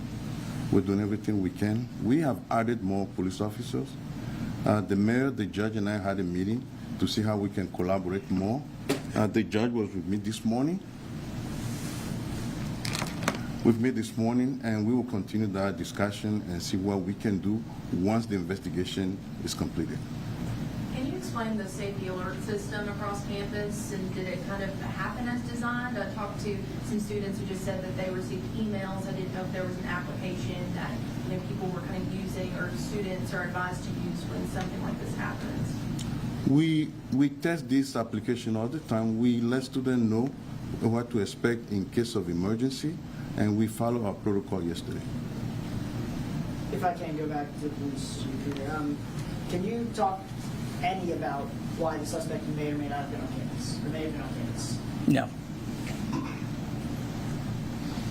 Mr. Tracy, can you expand on this a bit? Was there a meeting between Mr. Bard's? Did Mr. Bard have a meeting yesterday with the school dean about his son's safety on campus and about any ongoing physical altercations that may have been occurring between others on campus and his son? I can't comment on that right now, okay? All right, thank you all very much. We appreciate your time. Have a great day. All right, let's come back here at home and let's take a quick break. We'll be back here in just 2 minutes here on Live Impact News on WCNC Plus.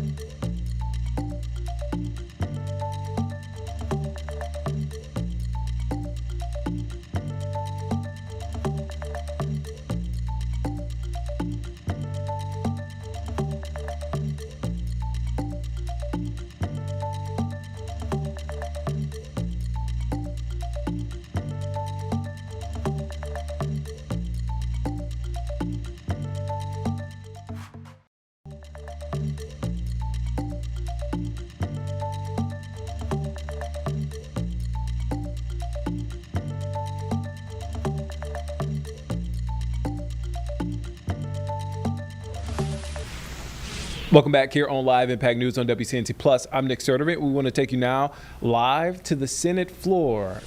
Right now, speaking, that's Senator Chuck Grassley out of Iowa. Let's take a listen in. Of federal law. We also asked Mr. Boasberg if he ever denied any Department of Justice non-disclosure order requests.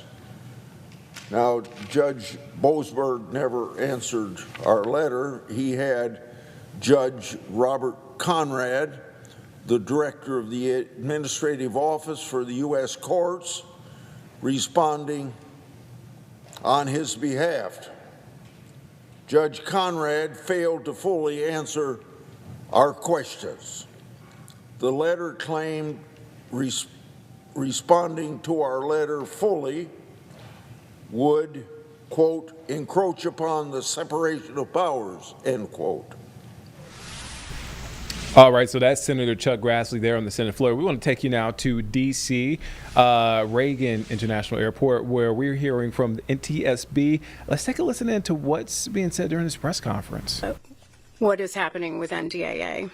So the NTSB vehemently opposes Section 373 of the National Defense Authorization Act, or NDAA. This section, to the lay reader, is drafted to seemingly enhance safety. I want to be very clear that it does not in any way enhance safety. In fact, it reverses safety changes made after the mid-air collision, after issuance of our urgent safety recommendations, after the Secretary of Transportation, Sean Duffy, rightfully implemented our urgent safety recommendations and essentially gives the military unfettered access to the crowded and complex D.C. airspace. In fact, it would allow the Secretary of any military department, generals, flag officials, to allow training missions in the D.C. airspace to take place without key safety reforms put in place after the January 29th mid-air collision. This is a significant safety setback. It represents an unacceptable risk to the flying public, to commercial and military aircraft crews, and to the residents in the region. It's also an unthinkable dismissal of our investigation and of 67 families who lost loved ones in a tragedy that was entirely preventable. This is shameful. It is shameful. We should be working together in partnership to prevent the next accident, not inviting history to repeat itself by recreating the same conditions that were in place on January 29th. Now, I'll take a few questions, but I want to be very clear.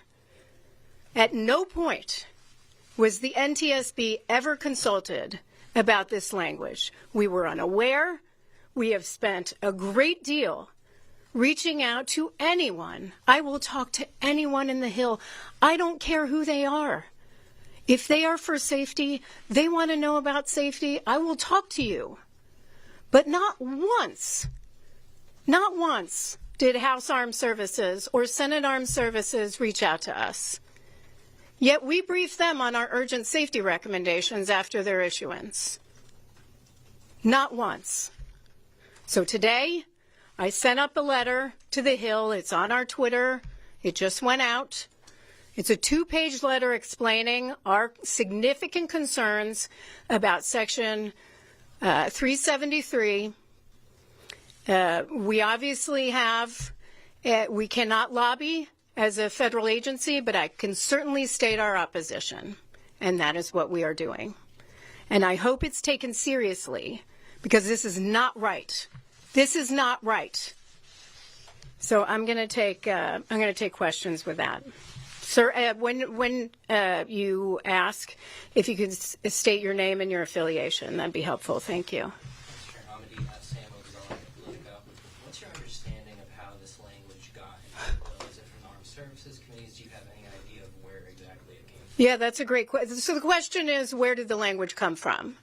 Did it come from House Armed Services? I have no idea. I assume it came from House Armed Services. I've been on the phone since about 5 o'clock last night, nonstop.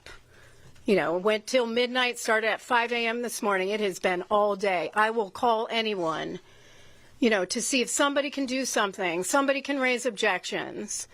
You know, I think it's probably, you know, I don't know what the outlook is in the House for this section. Frankly, it should be struck from the House bill. Certainly it should be struck when it gets to the Senate. I don't know the outlook but I have no idea who was behind it. David. Dave Shermanson from Reuters. Can maybe you explain for lay people why does this provision not enhance safety? What is Sure. the loophole that Senators Cruz and Cantwell are talking about?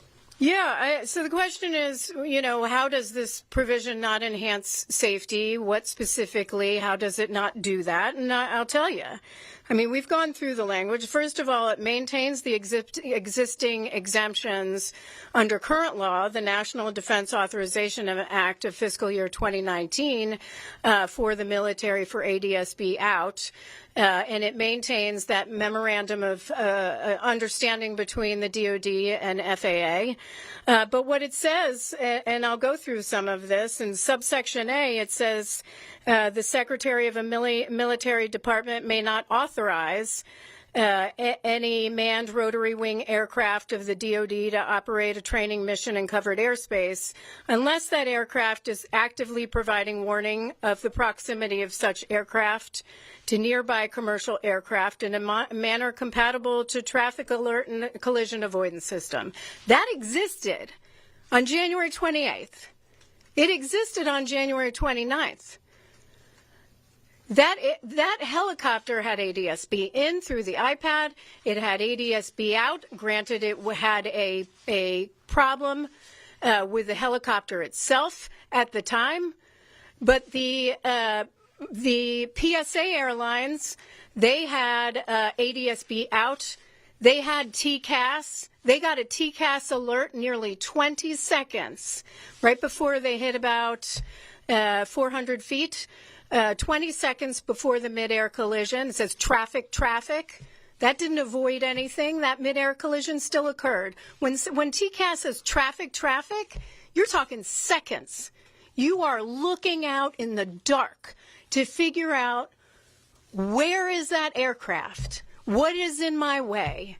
Is it a nuisance alert? Because I'll tell you this much, TCAS, below 900 feet, there are inhibits, basically alerts, are inhibited below 900 feet. This mid-air collision occurred at about 278 feet mean sea level. So the traffic, which was a traffic alert, you get that, up until about 400 feet. But you don't get any resolution advisories after 900. So this does absolutely nothing. It puts in place subsection A, what existed on January 29th, right before that mid-air collision. Then you have a whole subsection on waiver authority for the secretary of any military department for operation of an aircraft if the secretary determines, and the secretary of that military department determines that there's a national security interest, undefined. And then there's a commercial aviation compatibility risk assessment that has been conducted seemingly by the military department. And we know, by the way, I have checked with our entire Office of Aviation Safety. Nobody actually knows what a commercial aviation compatibility risk assessment is. You would think someone writing language dealing with aviation might want to know what that is. If you want to talk about safety risk assessment, we know what that is. And we can tell you from our investigation, the Army wasn't doing it. They don't know the DCA airspace. You know who knows? The FAA, who has absolutely no role according to this legislation. It says the secretary has to be consulted. Where's their role? Their expertise. And I respect them. Yes, there are certainly a give and take in investigations, but I respect them. Their expertise is our airspace. Where are they consulted in here? Where's their risk assessment? It isn't here at all. Apparently, that military department has to do a risk assessment that they don't even know how to do now. Then, apparently, put mitigations in place for, I don't know who, maybe their own aircraft. They certainly don't understand the commercial airline industry. You know who does? The commercial airline industry, who's also not consulted. If it sounds like I'm mad, I am mad. This is shameful. Then it goes on to say, you know, this has to go to Congress. I've written those things before. Listen, I worked for Congress for 15 years. I know how to read legislation. I know how to write it. This is not how you write it. This is terrible. You know, so then it has this report on near misses by the Secretary of Defense. Here's what I'll say. Where was the FAA and the DOD in particular when we discovered there were 15,241 close proximity events in our investigation? They didn't know that. We did. So what do you think is going to come from a near miss report of investigation of accident data that only the FAA collects? They don't know what a near miss is. They don't even have a definition for one. So, you know, there's a lot of that really takes us through all the provisions in here. This should be stricken from this legislation. I've already stated that the Rotor Act would go a long way. I'm not going to get ahead of our D.C. investigation with any recommendations that we're going to come out with once we finalize that investigation soon. But we have been on record supporting ADSB in and ADSB out for decades. That will substantially improve safety and save lives, which is why we support the Rotor Act. This should come out. You want to have a debate or a discussion in the Rotor Act, we can have that discussion. You want to have a discussion around our final recommendations, fine. This is shameful. Go ahead, and then I'll go to... Cindy Parson, Fox 5. If this language goes through and is passed as is, should passengers feel safe flying in or out of DCA? And I also wonder, ma'am, if you've talked to any of the families or what you say to them in the wake of this. Yeah. I talked to the Lillys. I talked to Sherry Lilly this morning. We spoke. I've seen the families. Frankly, my chief of staff reached out to the other family group. I am reaching out to them later today. We are in constant communication. We meet on a regular basis. I've seen what they released, and I agree. In fact, although I would say it's not window dressing, I'd say this is a broken window. Broken window. So, I mean, it's terrible. And to answer your first question, if this becomes law, no, I would be concerned about safety in the DC airspace. Absolutely not. I could not assure anybody. I would not stand up there and say this guarantees safety. It does not. It is a step backward. In fact, I would say it's a safety whitewash. Go ahead. Yeah, thank you. Will Geislein at the Air Current. Said you haven't spoken to folks on the Hill. Have you spoken to anyone at DOD? I have not recently on this in particular spoken to anyone at DOD, and nobody at DOD or any of the military organizations spoke with me either. Yes. New York Times. I just have a question about how you read one thing about this waiver. Mm-hmm. That it does say that those secretaries of the various branches military can make this call with the concurrence of the Secretary of Transportation. Do you read that as enough of a safeguard in there, or any sort of safeguard? No, I don't. That's not a safeguard. Where's the rest of the role for DOT? Their responsibility is to ensure safety of travelers, of crews, especially in our airspace. And they are the experts when it comes to DCA, when it comes to our complex airspace, whether it's here or elsewhere in our nation. And they basically have a you can consult with the secretary checkoff role. I mean, that's terrible. There's no role. They're not part of any safety risk assessment. Frankly, any safety risk assessment should be conducted. It should be in the DOT's authority, not within DOD's. Yes. Lori Aratani, The Washington Post. You mentioned that this reverses key safety reforms that were put in place in the days after the crash. Someone had raised to me the possibility that this could mean they could reactivate or reopen some of the helicopter routes that you closed, if that's a possibility. And the question is, and I'm sorry I didn't repeat the other couple of questions, but the question is about could this reopen the helicopter routes? You know, that's a discussion we also had about whether that could occur. You know, I don't think we have an answer to that because it's FAA's responsibility. It's their chart to review that route and to review their route structure. However, this pretty much says you can go wherever you want in the DC airspace, which is a pretty broad definition, without ADSB. With what existed on January 29th, which led to the collision. Go ahead, sorry. Chair Howdy, Adam Tuss from Channel 4.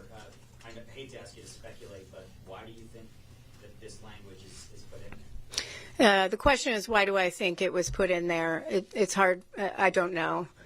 Frankly, I don't know who put it in. I would love to have a conversation with that individual or those individuals.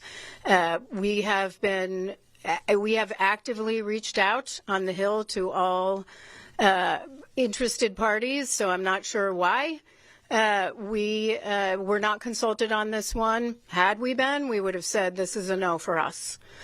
So I don't know I don't know the motivation. What I will say is it's wrong. That's fair. And have you ever seen the NTSB work kind of be ignored the way that this seems to push it aside? So the question is, have I ever seen the NTSB ignored in this way, pushed aside? Certainly. I have when we issue recommendations where entities tell us they're not going to implement them and that's their final word on the matter. Or I have when, we're pushing for a certain outcome through legislation and don't achieve it. But this is pretty blatant. And this is the deadliest air tragedy we've investigated, deadliest by fatalities since November of 2001, deadliest by fatality count. It's incredible that anyone would think that this is the direction that we should be going. This is anti-safety. Sir. Hi, Zach Lange from Bloomberg Government. Have you communicated your concerns to the White House, and would you welcome their involvement in this? So the question is, would I welcome the involvement of the White House, and have I communicated my concerns? No, but I intend to. I've been constantly on the phone since literally 5 p.m. last night. I'm sure I bugged a lot of people up until midnight. I would welcome their assistance, certainly. The administration has been extremely supportive of the NTSB since, they came in. And so I would certainly welcome any assistance that could be provided on this one. Yes. Sarah Kloss from CBS. You mentioned that obviously as a government agency, you can't lobby Congress. It seems like you might be asking or hoping that this gets taken out. Is this lobbying Congress? And if not, what's the goal? No, this is no different than how we weigh in on legislation on a federal, state, or local level, where we state our support or opposition. We don't say what the action, specific, please vote against this. We are not saying that. We are not saying how you should vote. What we are saying is these are significant concerns, and we don't believe it has should have any space in this bill. Lori. Yeah. Hi, Lori.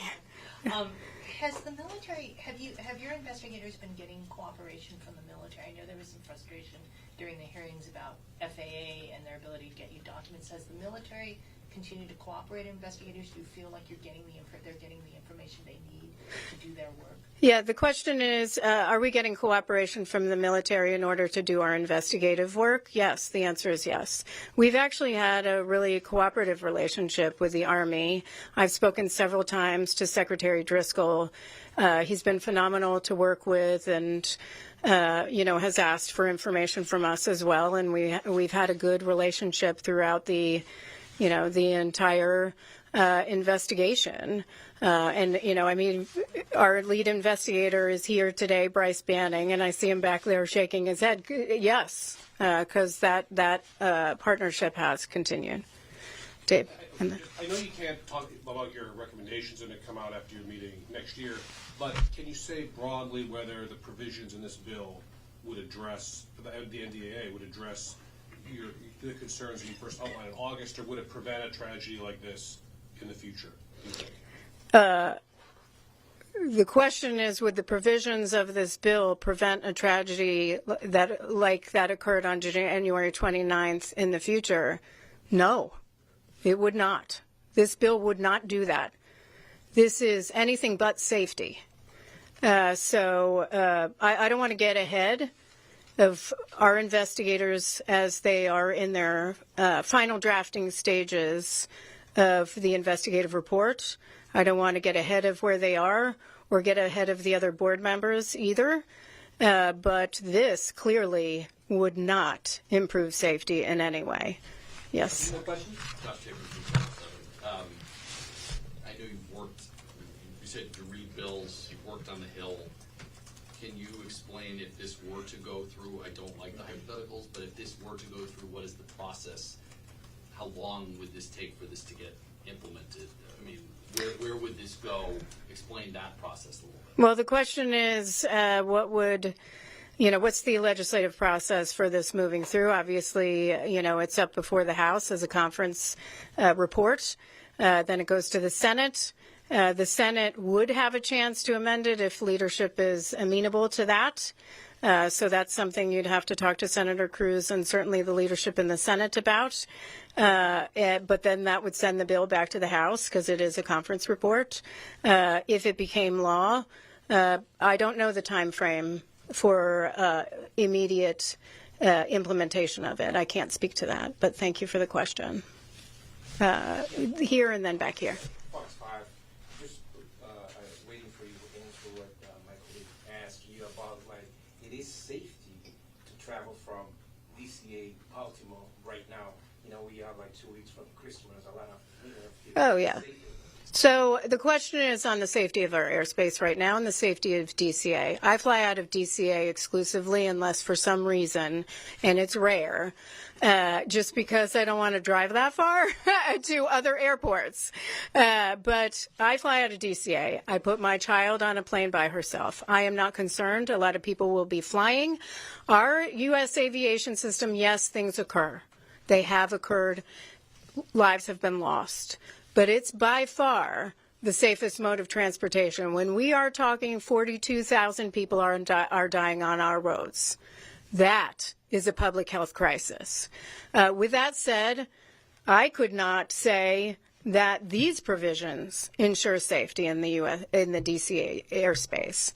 Provisions that exist right now, rightfully, were the safety reforms that Secretary Duffy rightfully put in place, and within hours of the NTSB issuing urgent safety recommendations. Oh, I did. We'll do 2 because I did commit to here, and then we'll go here. Really quickly, you've mentioned that they're in the final stages of the final report for this. Obviously, we're now on what could be a fast approaching deadline for this bill. Is there any hope that the report could come out before this, that it might impact any timeline you think for the final report on this? Our investigative report will not be out today or by next week. No, which is another reason why we shouldn't be getting ahead of the NTSB right now. Yes. Sorry, mine is this week in summary. I know you said that this provision rolls back the safety steps that were made in the wake of the DCA crash, and you detailed very much so how the different sections apply to January 29th.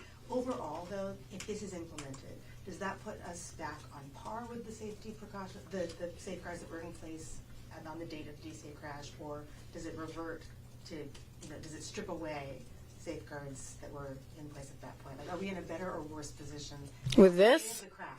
We are, okay, the question. Since the crash, because I know things have happened since. It's on January 9th. If this were implemented, is it equivalent? Is it better? Is it worse in terms of from a safety perspective? The question is this legislation in this section better or worse than what existed on January 29th at the time of the mid-air collision?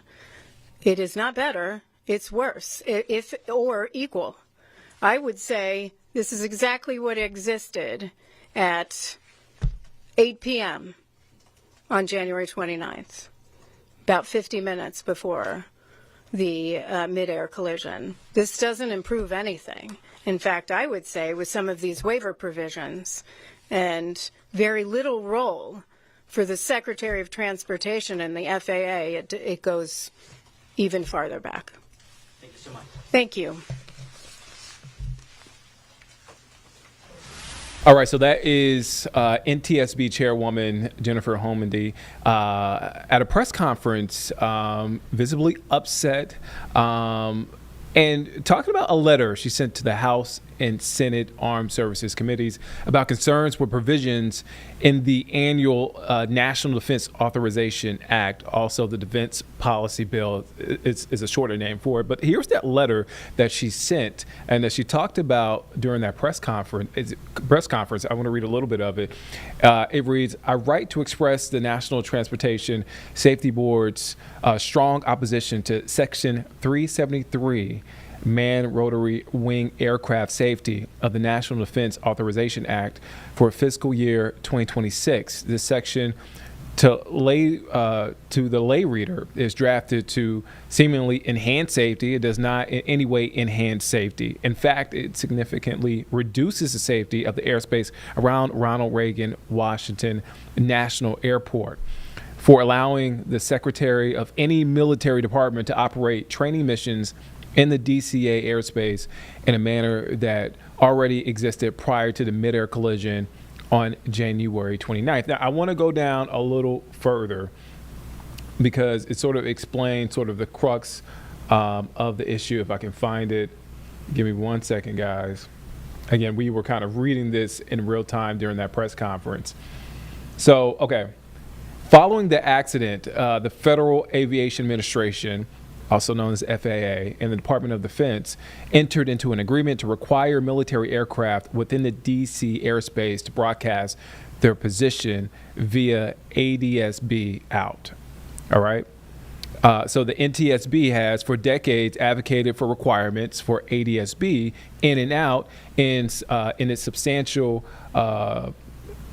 contribution to safety, especially in the airport. So basically, to summarize that, and James, correct me, and feel free to pitch in on this conversation. Basically, they entered that, the FAA, the Department of Defense, entered this agreement saying, hey, we have to let you know, and NTSB know, airports know, when we are doing these training missions, like the one similar to what happened during that tragic day, January 29th, at DCA Airport. Yeah, so she talked about in her announcement here, Nick, she referenced the alerting system inside the aircraft, which yells out the word traffic, traffic, and you've probably heard it if you've ever listened to a black box recording or radio transmission, and that's to tell one aircraft that another aircraft, i.e. another piece of traffic, is too close and nearby. That's only going to work if both aircrafts are transmitting their location into this shared communication network. And so what we've been hearing here, Nick, just like you said, is concerns that if the military flights are not transmitting their location, we could see another mid-air collision if these flights are essentially flying invisibly over the DC area. I think that is the concern that the chairperson is outlining here. And that concern, what James is pointing to, concern on Section 373, that would roll back everything James just said, all those broadcast requirements. So that's why she was upset, and that's why she came out and spoke. And usually we don't hear this position from the NTSB.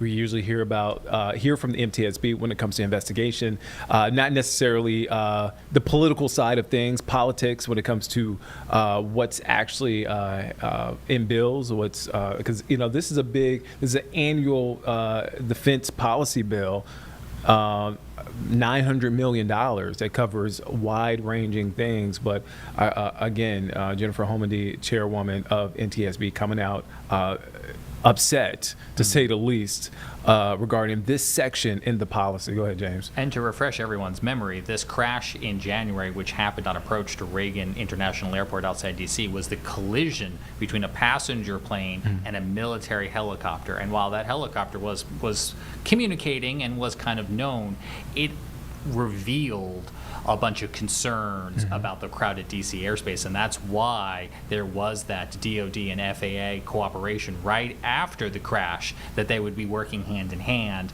And so, as the chairperson said, and as Nick has been saying, her concerns are that this would roll back those safety changes that were implemented less than a year ago. 2 pilots, 2 flight attendants, that crew from the Charlotte area, and 60 passengers killed on that flight. All right, so much more to come from this. Again, we wanted to sort of break down what happened in that press conference. And to be honest with you, that press conference happened. We didn't have a lot of information, so we were unpacking it as it was going on. So again, so much more to come from this.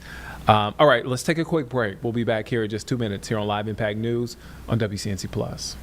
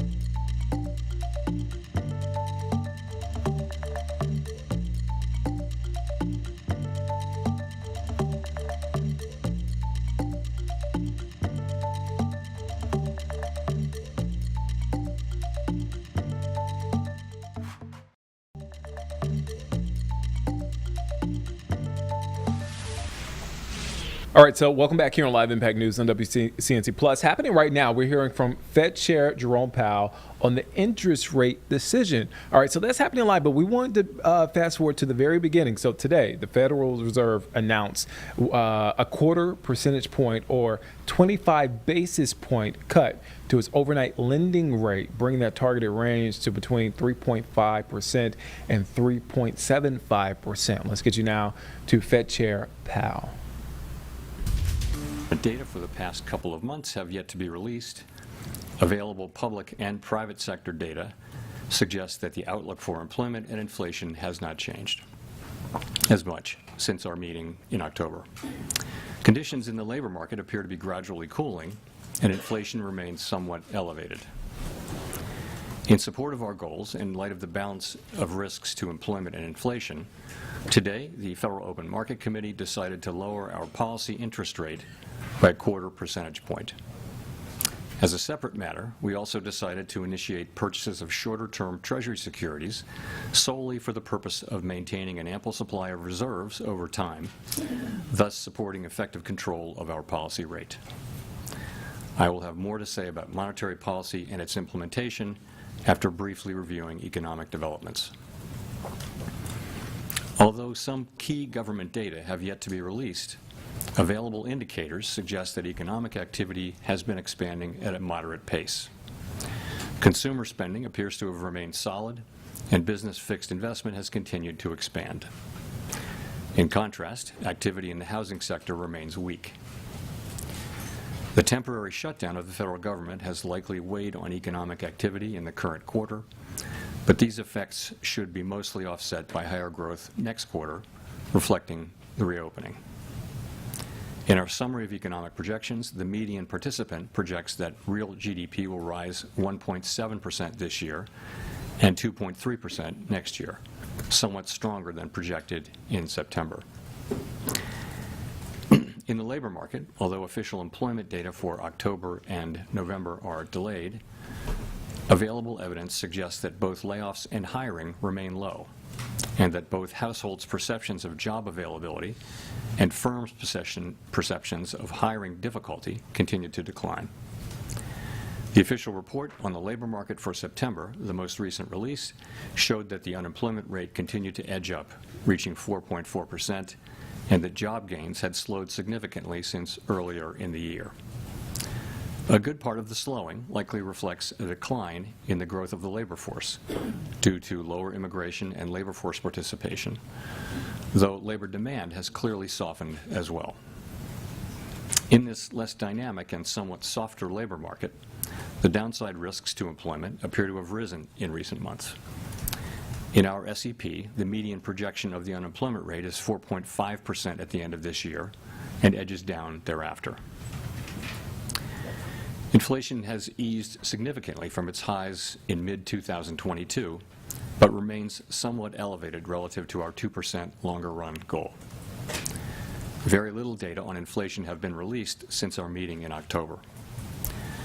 Total PCE prices rose 2.8% over the 12 months ending in September, and excluding the volatile food and energy categories, core PCE prices also rose 2.8%. These readings are higher than earlier in the year as inflation for goods has picked up, reflecting the effects of tariffs.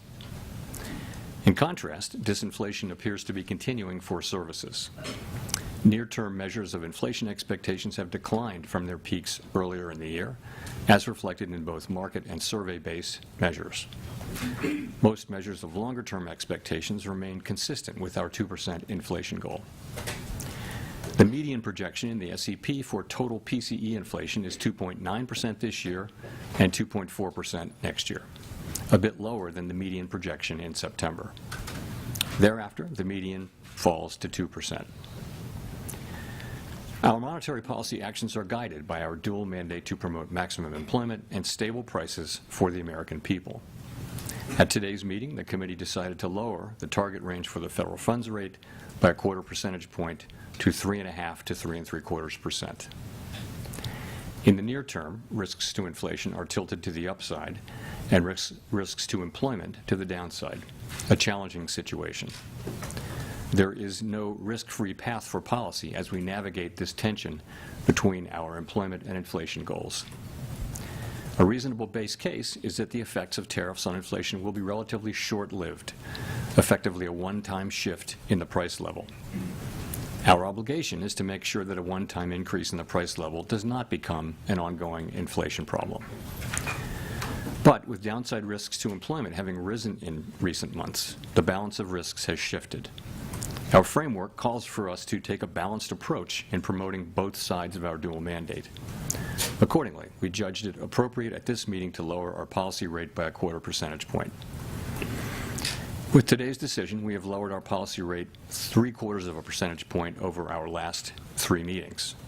This further normalization of our policy stance should help stabilize the labor market while allowing inflation to resume its downward trend toward 2% once the effects of tariffs have passed through. The adjustments to our policy stance since September bring it within a range of plausible estimates of neutral and leave us well positioned to determine the extent and timing of additional adjustments to our policy rate based on the incoming data, the evolving outlook, and the balance of risks. All right, so that is Jerome Powell, Fed chair there, talking about the interest rate decision. All right, so we are expected to hear from President Donald Trump shortly. There's a round table similar to earlier this week when he spoke. Also, that's a look at New York Stock Exchange stocks right now up. Let's take a quick break. We'll be back here in just 2 minutes here on Live Impact News on WCNC Plus.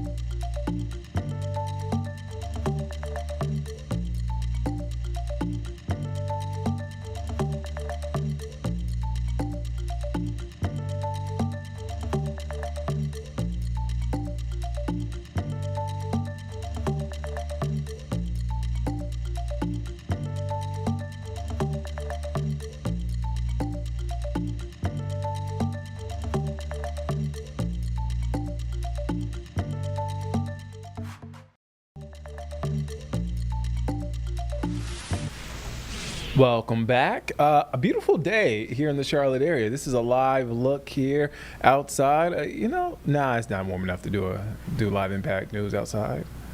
I mean, if you want. Warm enough? It's sunny enough. All right, guys. I was joking. We're not doing. That's Vanessa Rufus in the background. She'll be here at the top of the hour. But in the meantime, She'll be anchoring outside, is what I just heard. we're not anchoring outside. The show will be indoors. But for now, as we debate this amongst ourselves, let's check in. Let's check in with the full forecast. Well, good Wednesday afternoon to you. I'm WCNC meteorologist. Majestic storm, and you need to know today is going to be warmer, with temperatures eventually hitting those low 50s. But with the warmer weather, today is going to be really windy at times. We'll generally see a good mix of sun and clouds throughout the afternoon and early into this evening. We're talking about some of those winds gusting over 30 miles an hour. But because those winds are moving in from the southwest, that'll help to warm those temperatures back into the 50s today. Thursday and Friday, it's going to be quiet. We'll head back into the upper 40s for our temperatures. And then this weekend, do you have plans? If you have plans on Saturday, temperatures, we're cranking them up. We'll be back into the 60s. Hourly forecast for the rest of the day today. So notice our daytime highs.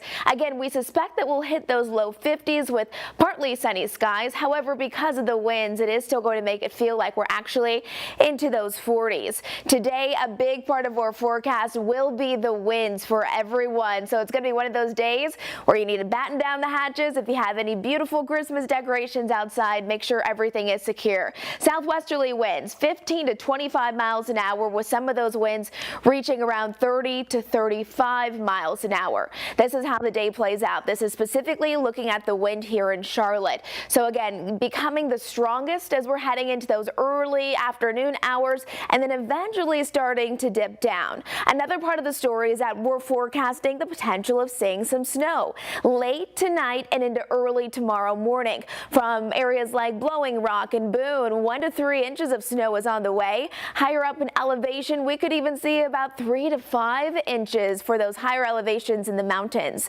So the National Weather Service went ahead and issued this winter weather advisory. Again, Ashe, Watauga, Avery counties, you will be under that tonight and into Thursday morning. So tomorrow morning, some of those roads could be a bit snow covered. It's also going to be windy, so limiting down visibility at times is going to be a little difficult, especially if you're going to be out and about traveling. Let's walk you through our futurecast. Here it's about 4 o'clock this afternoon. Quiet across Charlotte. Could start to see a little bit of high elevation mountain snow, but I think things really start to ramp up around 7, 8 o'clock tonight. Again, for the mountains, that is mountain snow. And remember, it's not just the snow, it's the wind making it feel even colder outside, but that wind is going to be blowing all over the place, really reducing down visibility as well. As far as that snow goes, remember that's mainly going to stay up towards the higher elevations. We don't suspect any low-lying problems. Definitely not seeing anything right along I-40 or south of that, but it could even extend out towards Bryson City and Maggie Valley.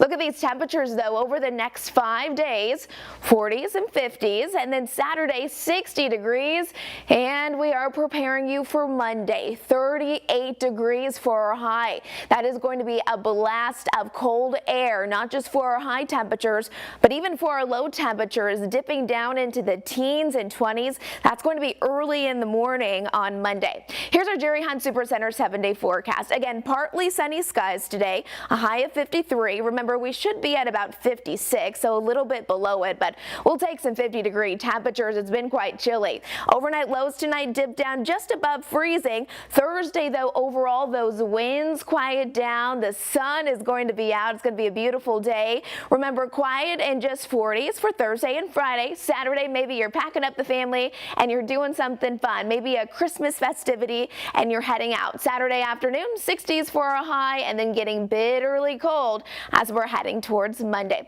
Hope you have a great day. Get outside and enjoy the nice weather while we have it.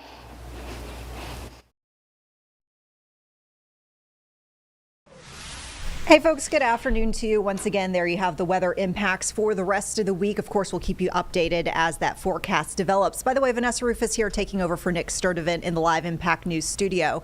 Right now we want to turn to a local headline we've been following throughout the day. Lots of folks in the Rowan County area frustrated after some issues with their utility bills, and we've been looking into exactly how this reporting error happened and the impacts it's now having on some residents in Landis. So with that, we want to turn to our Anna King, who's joining us here in the Live Impact News studio via remote feed. So you've been spending the day there in the town of Landis. What have you heard as far as this utility mix-up? What exactly is going on here?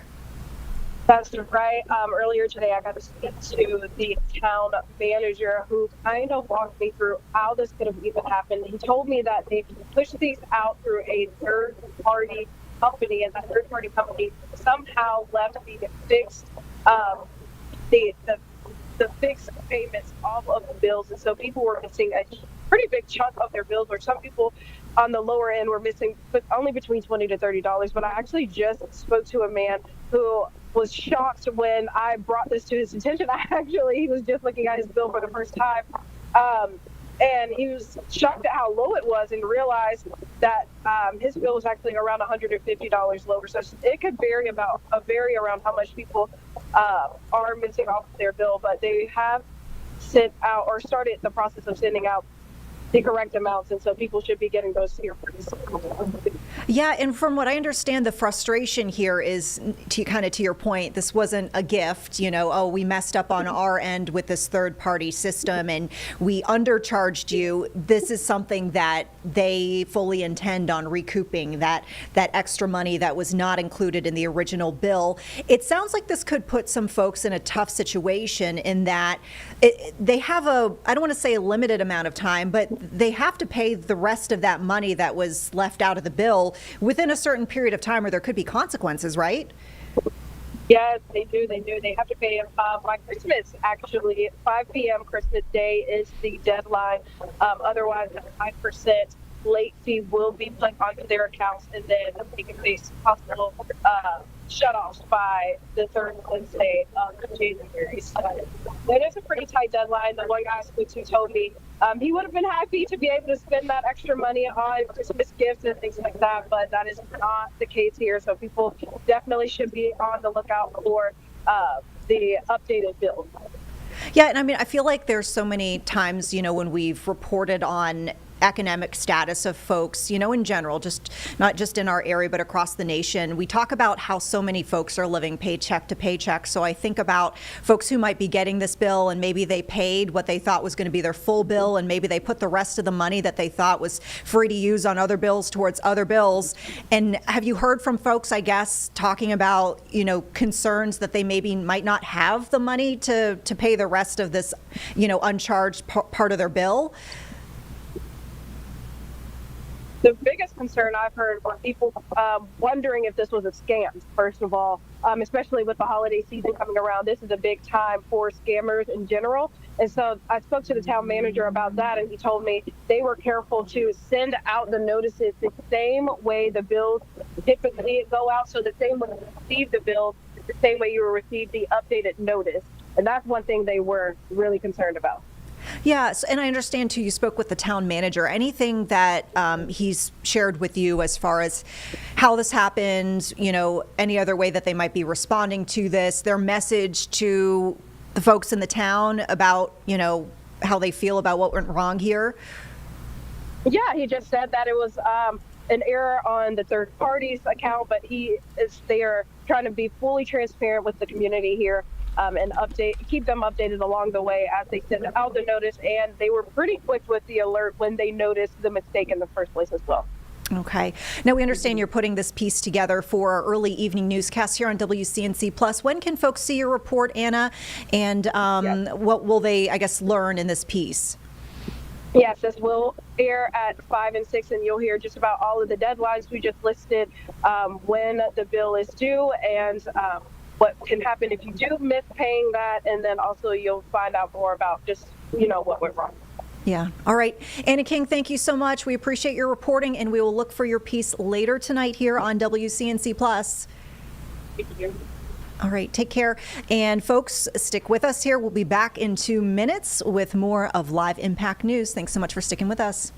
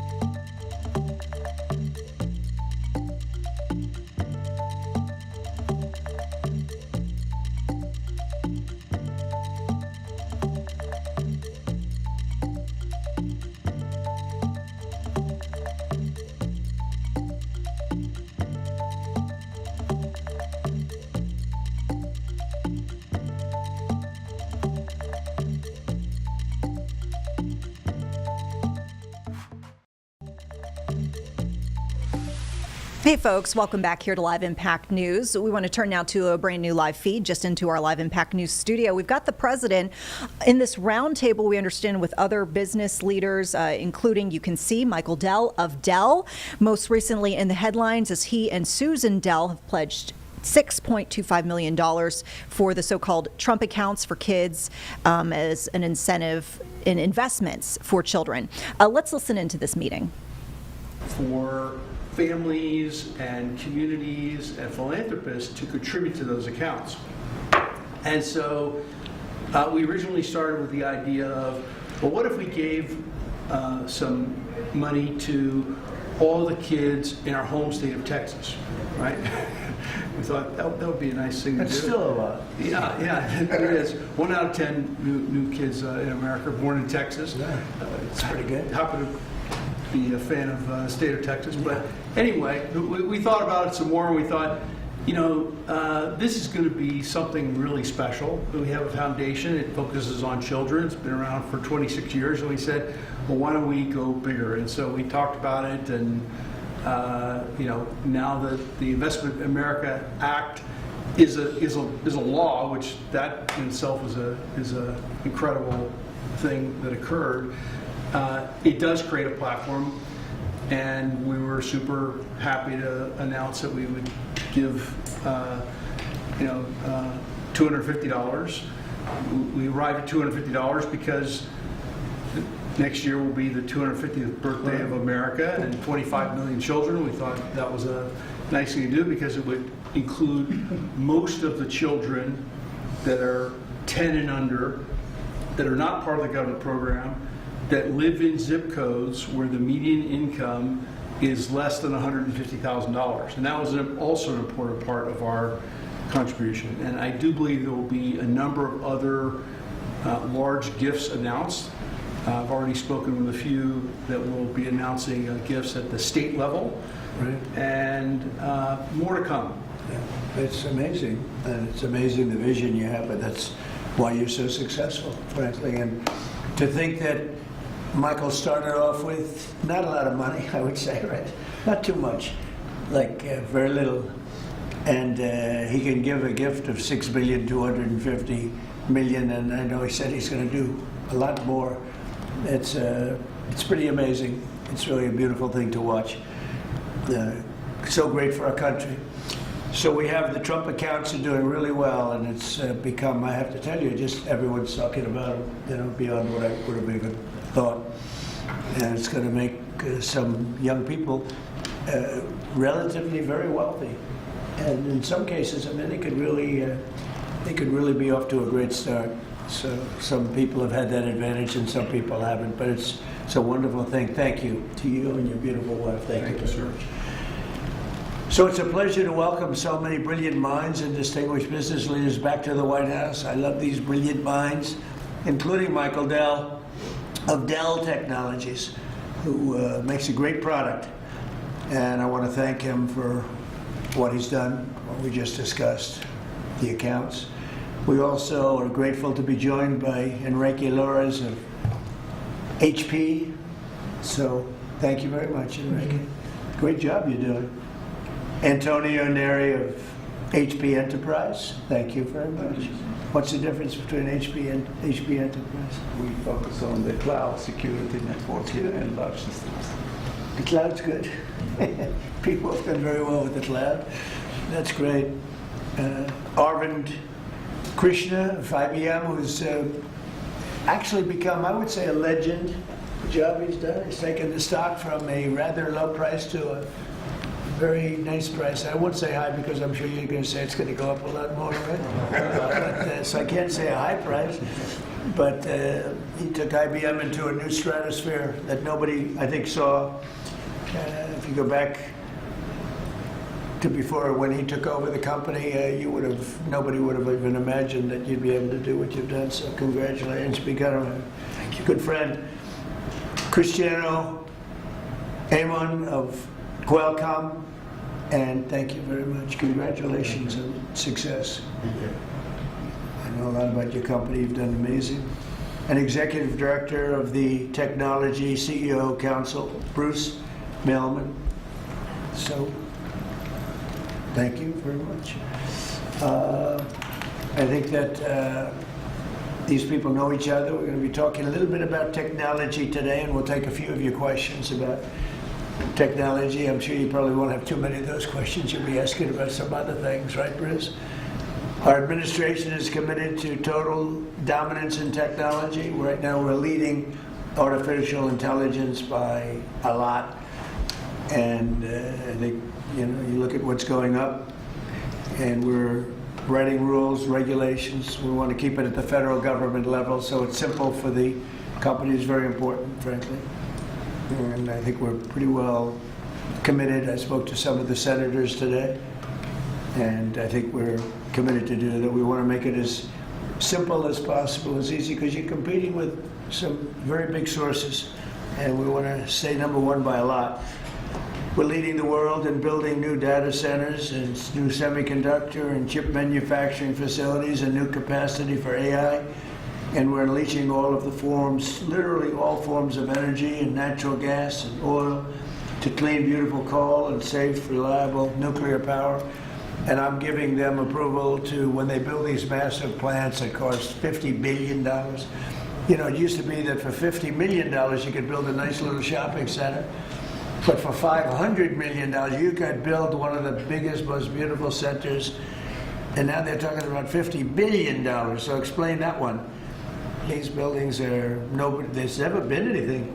There's never been anything like that.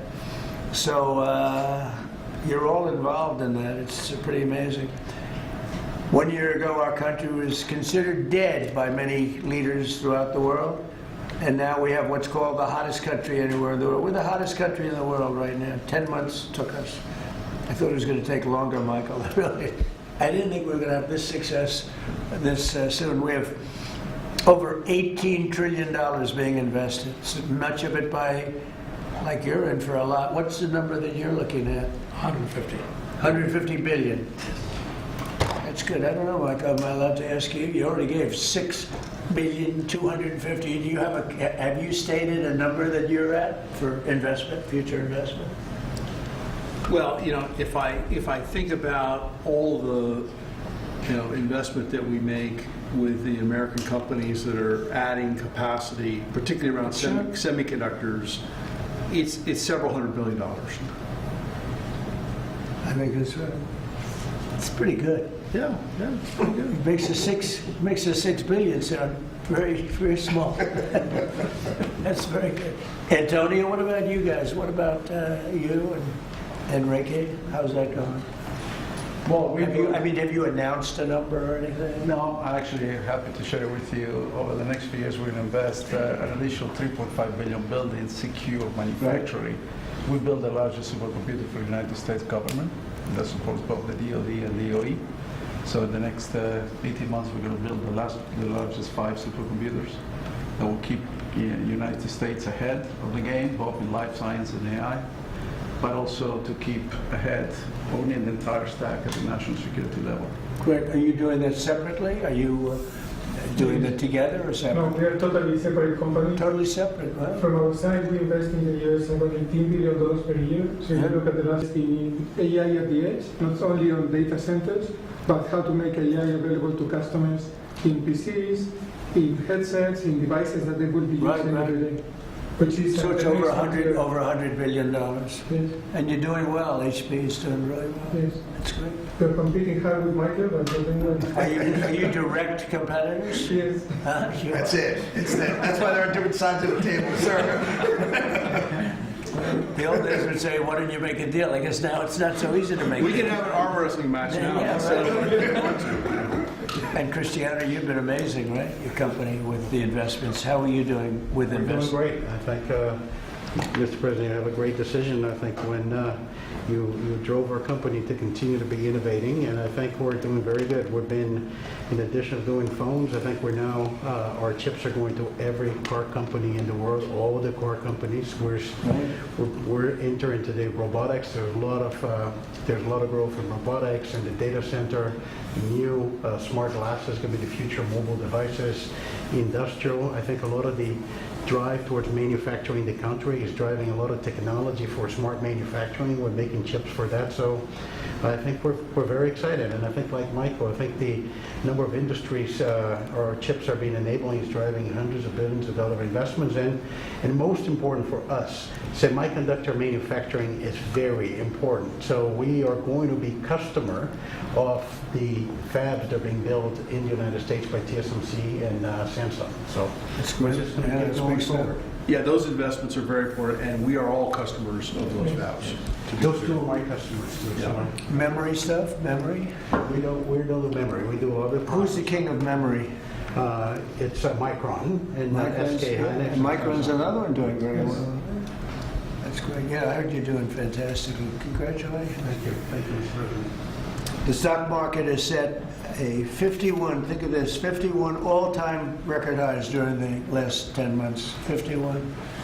You guys are big beneficiaries. You're setting the records, right? It's amazing. 51 times we've hit a new high. And in the history of our country, if you think about it, 51 times during the last 10 months. And Bruce, let me ask you pull these people all together. How's it looking for technology? A lot of global competition, but you'd rather be playing our hand than any other hand in the world. I think so. We have a good hand right now, don't we? Joe Biden secured just really much less than $1 trillion of new investments in 4 years. And in 10 months, we secured more than $18 trillion. So 18 times the amount in 10 months what they did in 4 years. And they would have gone negative. They were heading toward negative. In other words, not $1 trillion, but it could have been 3 or 4 or 5 trillion less because people were leaving. So it was a big turnaround in 10 months.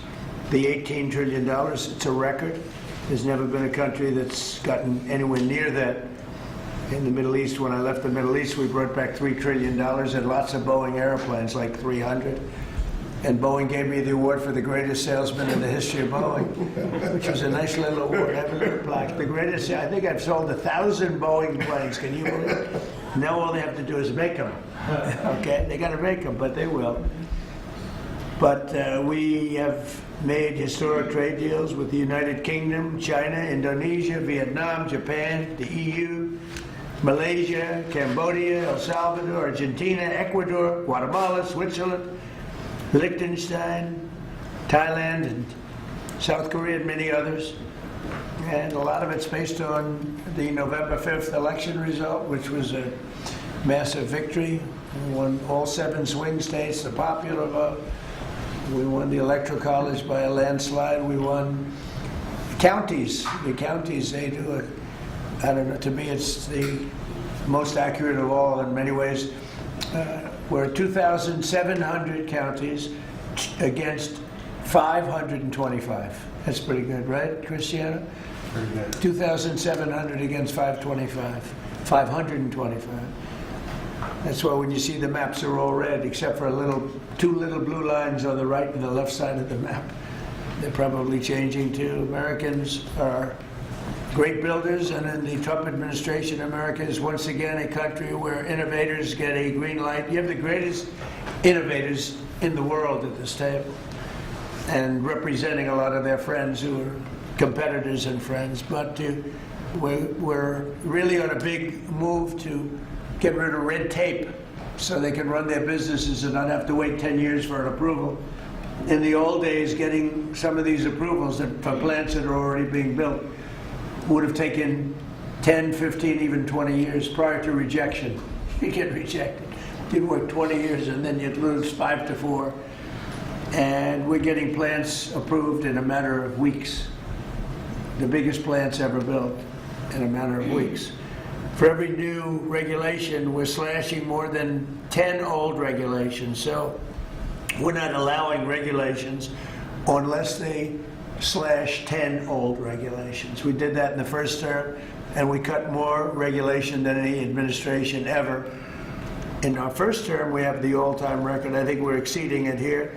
In fact, now it's 1 in 24 is the number we're at. It's 1 in 10 you have to do, otherwise we're not letting you do it. But we're actually up to 1 in 24, so we get rid of 24 regulations for everyone. That's not a bad deal, right? And it's been very exciting, actually. But including, we're allowing 100 in the Great Big Beautiful Deal. We're allowing 100% expensing for capital expenditures, including investments in factories and equipment and structure. So, including even structure. So that if Michael goes out and builds a factory, you can.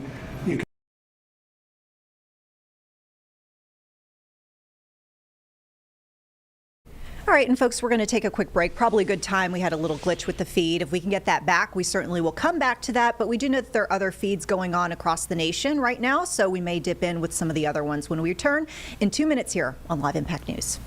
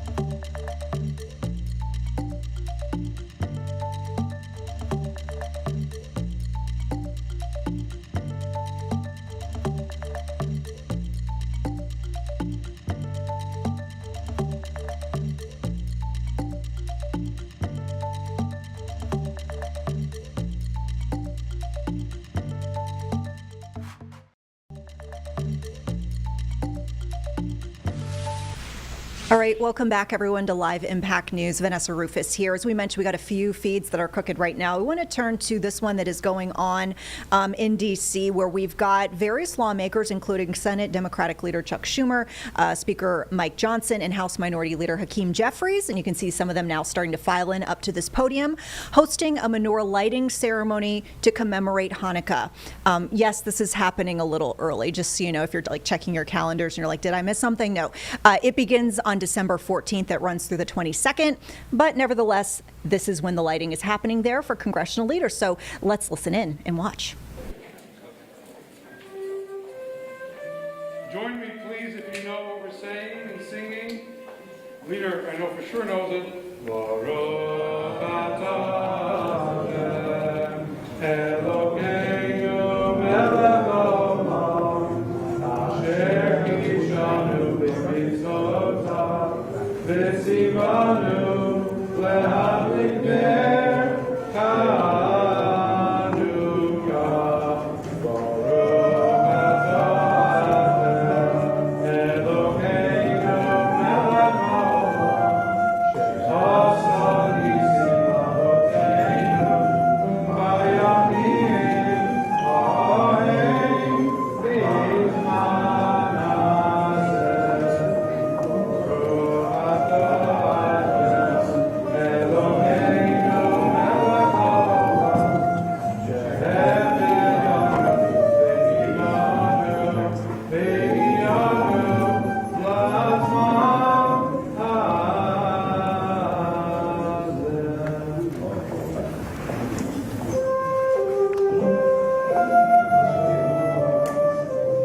We taught a lesson that sometimes it's not so easy to make light, but we have to keep trying and not give up. Thanks for the encouragement, but there's a lot of work. So.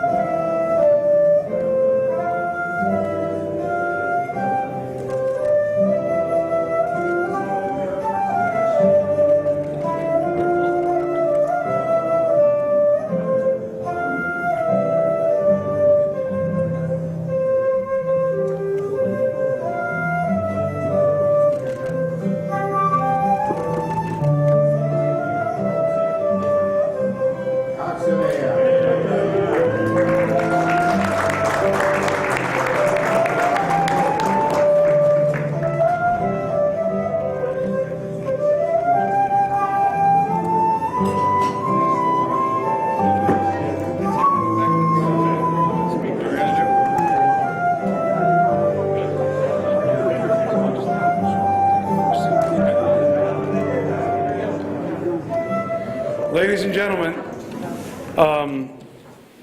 Senator Schumer had a hard 3:30 on the Senate side, but Leader Jeffries is here with us, and what I do want to say is one thing.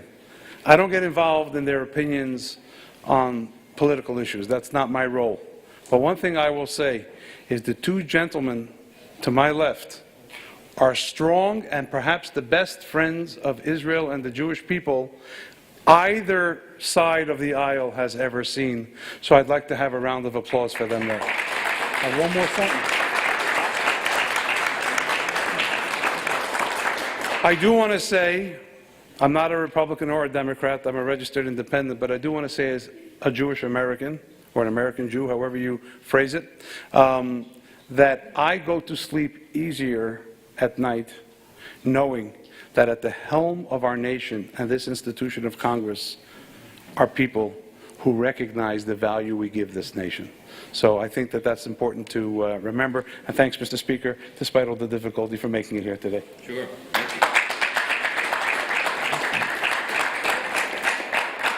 Thank you, Rabbi, and I apologize for my being a little tardy. I was whipping votes in the back room.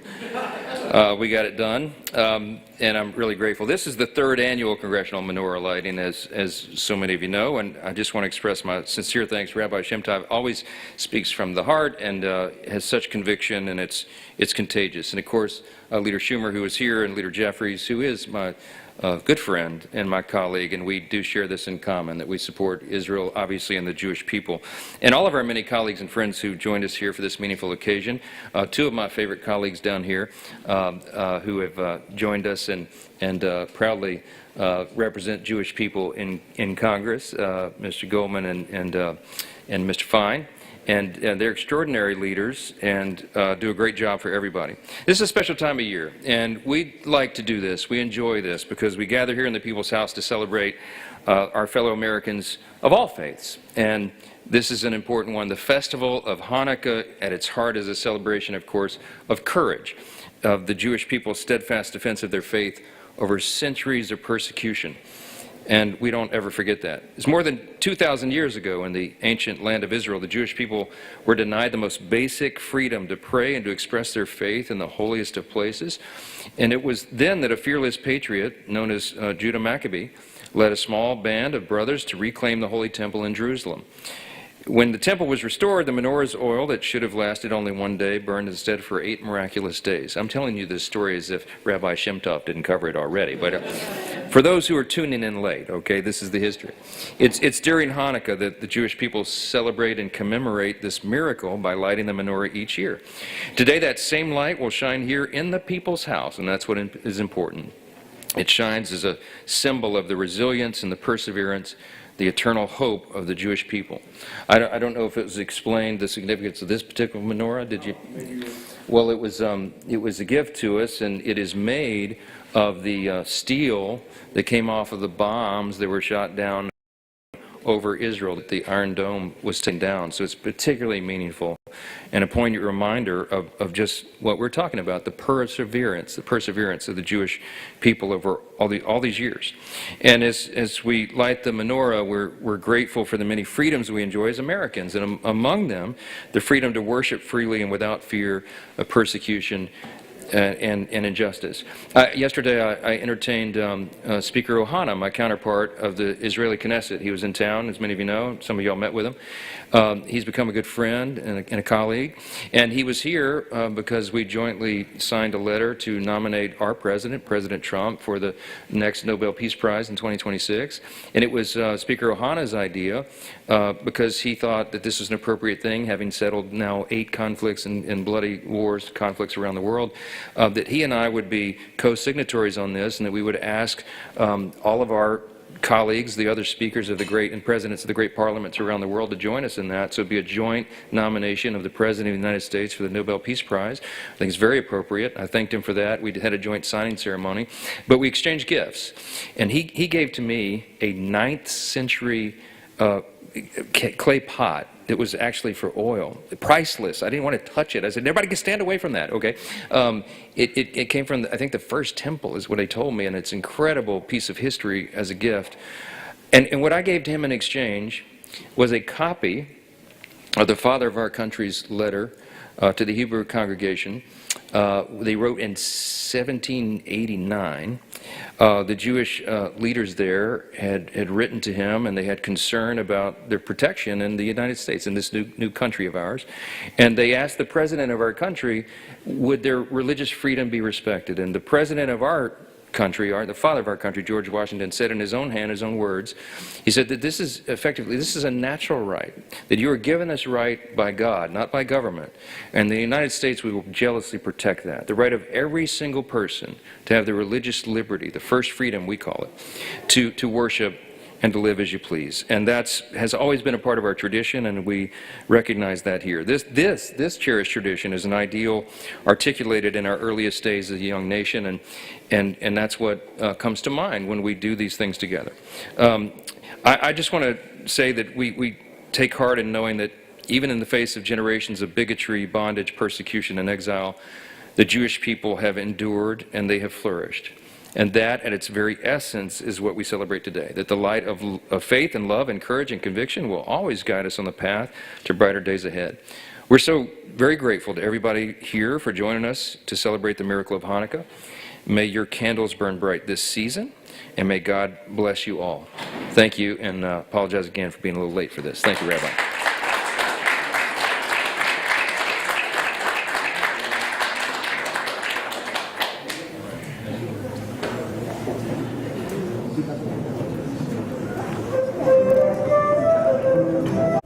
Okay, folks, so there you have it, the congressional menorah lighting. We talked about this, of course. It did come a few days before actual Hanukkah starts. It starts on the 14th and it runs through the 22nd.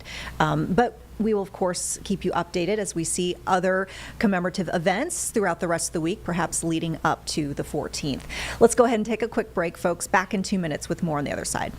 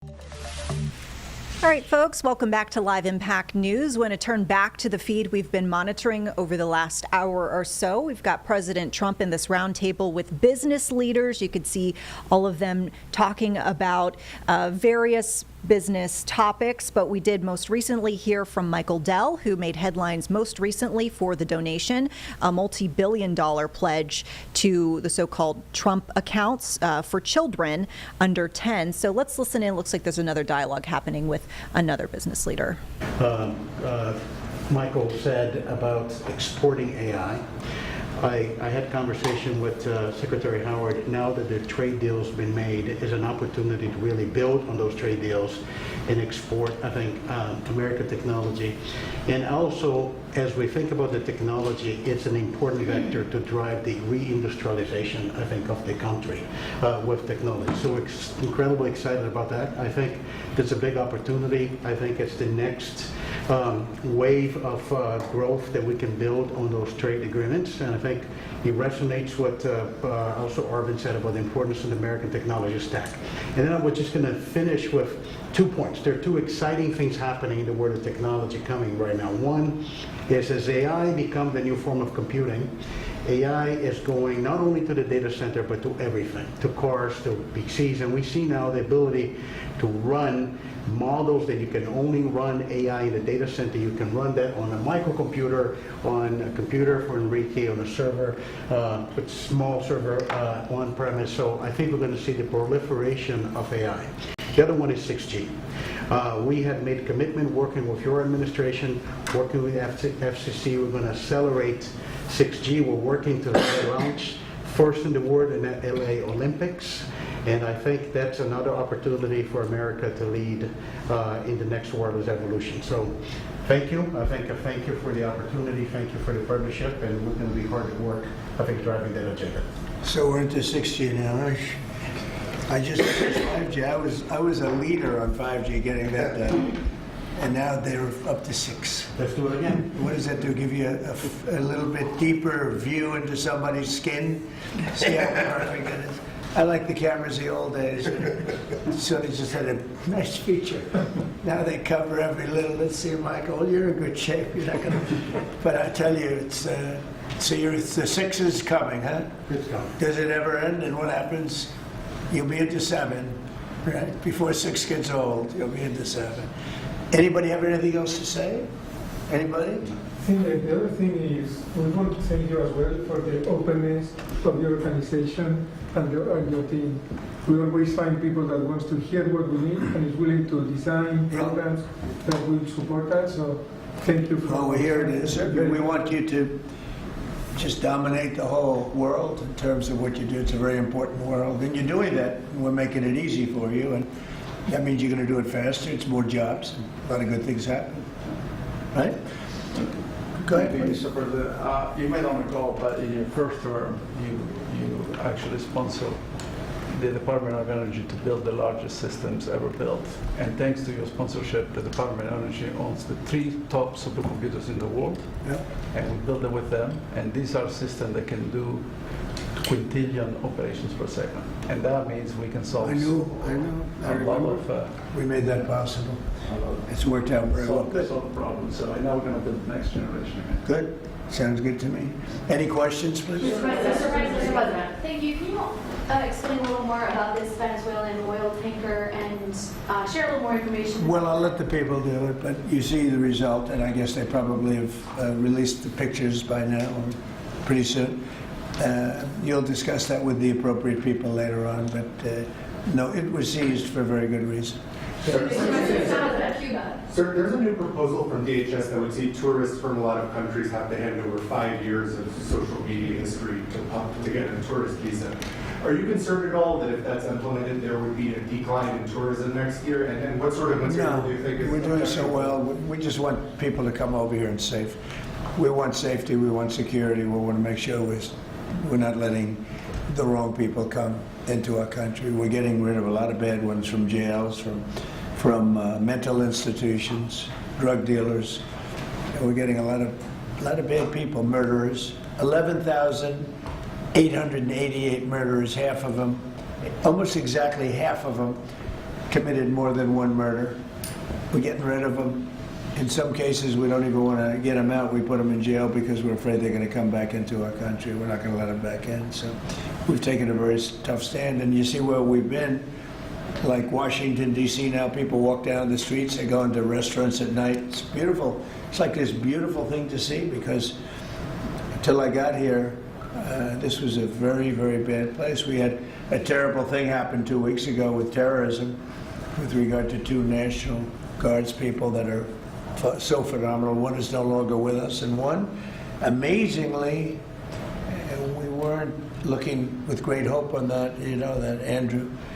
And today he got out of bed, actually, stood up, didn't say anything. It's a little early, but the chances of Andrew, other than his mother who said, nope, he's going to be okay. His mother was the most positive person. And could be that she'll be right. It's pretty amazing. Made progress. It was both of them were so badly hurt. We never thought that one could survive. So it looks like Andrew's doing pretty well. The winner of the Nobel Prize dedicated the prize to you, the Nobel Peace Prize, and she left Venezuela at a very graceful make to the ceremony. There is a risk she could be arrested. Actually, what would happen if she's arrested? What message do you send, or would you send to Nicolas Maduro? Well, arrested by who? The Nobel Prize Committee? It sounds like that's probably the ones that would arrest. Yeah, I don't know anything about it. She was very gracious. She said I should have gotten a Nobel Prize, and I don't, I'm doing this to save lives. I'm not doing it for any other reason. But no, I don't like if she would be arrested. No, I wouldn't be happy with that. Mr. President, Senate Republicans currently have a healthcare proposal that would take away, let those ACA subsidies expire, and then put about $1,000 in people's HSAs. Do you think that is enough money, and how do you ensure that people who will see those tax subsidies expire won't see their healthcare costs skyrocket? Well, the Unaffordable Care Act, which is Obamacare, they call it now the unaffordable because it's unaffordable. It used to be called the affordable, but it was never affordable. It was always bad. It was basically designed for the benefit of insurance companies. And what we're doing is we want all of the billions and billions of dollars that went to insurance companies to go directly to the people, and they can buy their own health care. And people love it. I don't know if the Democrats are going to approve it because they want the insurance companies to make money. It was a scam. Obamacare was a scam. But we're going to see. I mean, the Republicans, I can tell you, want the money to go to the people. And we're winning that battle. The Democrats are having a hard time with it because they're in the pocket of the insurance companies. Yes, please. Yes, we spoke to some European leaders today, I think, sir. I did. Could you tell us about that? And is there a revised peace plan that Ukraine has presented?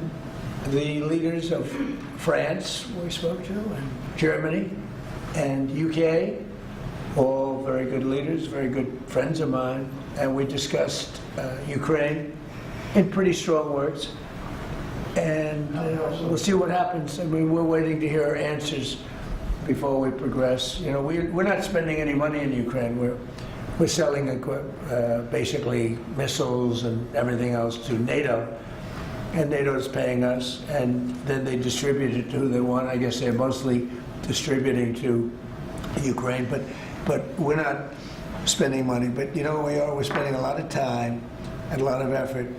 Because last month, 27,000 soldiers were killed. Both, think of it, 27,000. That's if you take a football game and take half the stadium, that's 27,000. So 27,000 soldiers were killed. Russian and Ukrainian soldiers were killed. And I want to see that stop. We'll find out. Look, there are a lot of things happening right now. A lot of people say it's closer than it's ever been. It's a war that would have never started. If I were president, would have never started. It's a war that should never have started. But we'll have it figured out, I think, within a pretty short period. You say very strong terms, sir. Can you explain that?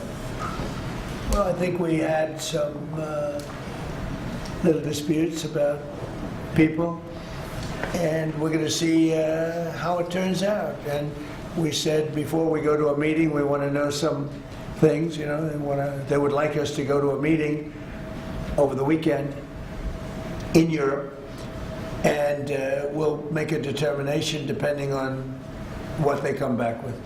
We don't want to be wasting time. Sometimes you have to let people fight it out, and sometimes you don't. But the problem with letting people fight it out is you're losing thousands of people a week. It's ridiculous. The whole thing is ridiculous. Mr. President, 2 questions. One, the oil tanker. Who owns that oil tanker? You'll get that information later. Okay, and have you spoken to Maduro since your last conversation? No, Or I has it haven't. only been one conversation? No. And when you say that the European leaders want to have a meeting over the weekend, are you talking about with Zelensky or with them?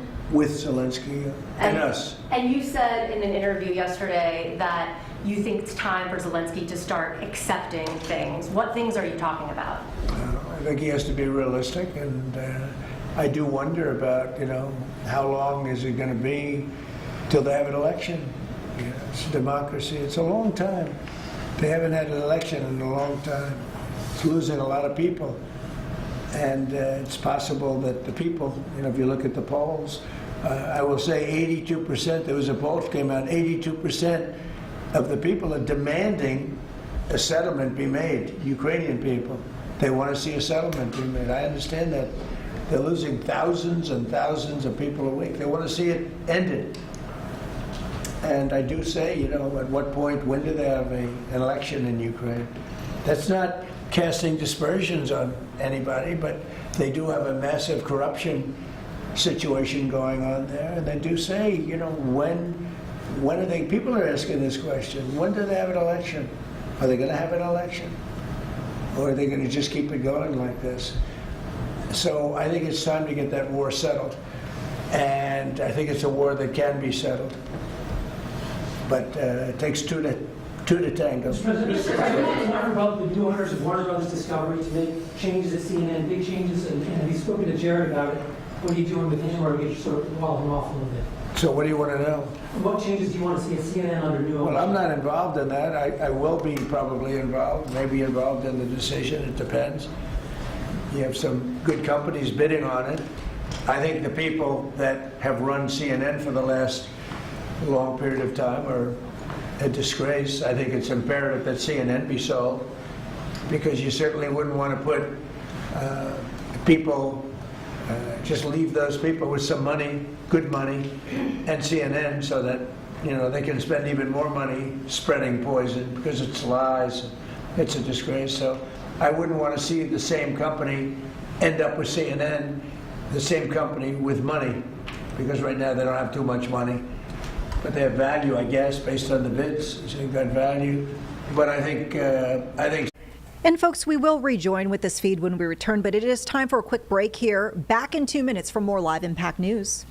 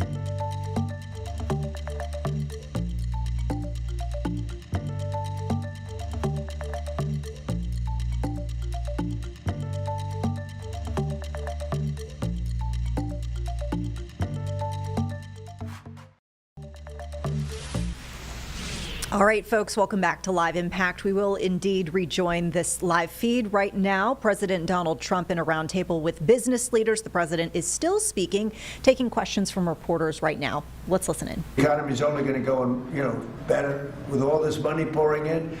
We have factories being built, and forget about AI. We have AI more than anybody. We're leading AI by a lot. But we have many car companies coming in from Canada, from Mexico. They're closing up. They're coming in from Mexico. They're coming in from Canada, from Japan, from Europe, all over Europe, Germany, all over Europe. We're doing great. But for whatever reason, it doesn't matter how well they're doing, good and bad. The bad you understand, but even when a president's doing well, they seem to not do well in the midterms. So we're going to try and change it. There should be no reason for it. If anybody at the table can figure out, Bruce, a nice psychological reason, but so I want to win, and winning the midterms is important. People want us to win the midterms, and I think, but we have great spirit. We should win the midterms, yeah. Under Joe Biden's administration, and during COVID specifically, Biden removed the safety standards on abortion drugs. Now I'm hearing from a lot of pro-lifers that they're very anxious because yesterday Bloomberg reported that your FDA is slow-walking a review of the abortion drugs that Secretary Kennedy promised. Yeah, How soon do you want to see that? I'll find out. I'll ask them. Do you want to see it? I don't think they're slow walking anything, but I'll find out. Yeah. Mr. President, any update on the clashes between Thailand and Cambodia, sir? Yeah, I think I'll have to make a phone call. I was going to say that the Thailand and Cambodia, one of the 8 that I settled, they've been fighting for a long time. They've been fighting for a very long time, many, many, many decades. But I got along great with both. I found they were 2 great leaders, 2 great people, and I settled it once. I think I can do it pretty quickly. I think we're scheduling a phone call tomorrow.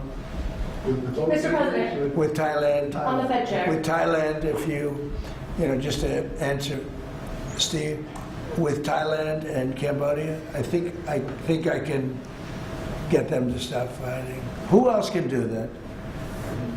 Think of it. Settled 8 wars. Every once in a while, one will flame up again, and I have to put out that little flame. I have to put it out, but we're going to put it out again. So I think I'm scheduled to speak to them tomorrow and see if I can. It was unfortunate what happened. I mean, I know exactly what happened. It got it started a little bit, but we'll see if we can put it out. We're interested in the seizure of this tanker. Well, what happens to the oil on that ship? Well, we keep it, I guess. Where does it go? What port does it go to? Well, you have to follow the tanker. You know, you're a good newsman. Just follow the tanker. Do you know where it was going? Was it going to Follow it. China? Get a helicopter and follow the tanker. Is it true it's going to But we're Cuba? going to, I assume we're going to keep the oil. Mr. President, on Fed Chair, Kevin Hassett said you were going to announce your decision within the next 2 weeks. Is that correct? Maybe. Are you doing your interviews with finalists today? Well, I'm meeting with Kevin Warsh today, so I'm meeting with him. And I sort of have a very good idea what I'm looking for. Again, I'm looking for somebody that will be honest with interest rates. That's all. I just want honesty. Our rates should be much lower. Our rates should be the lowest rates in the world.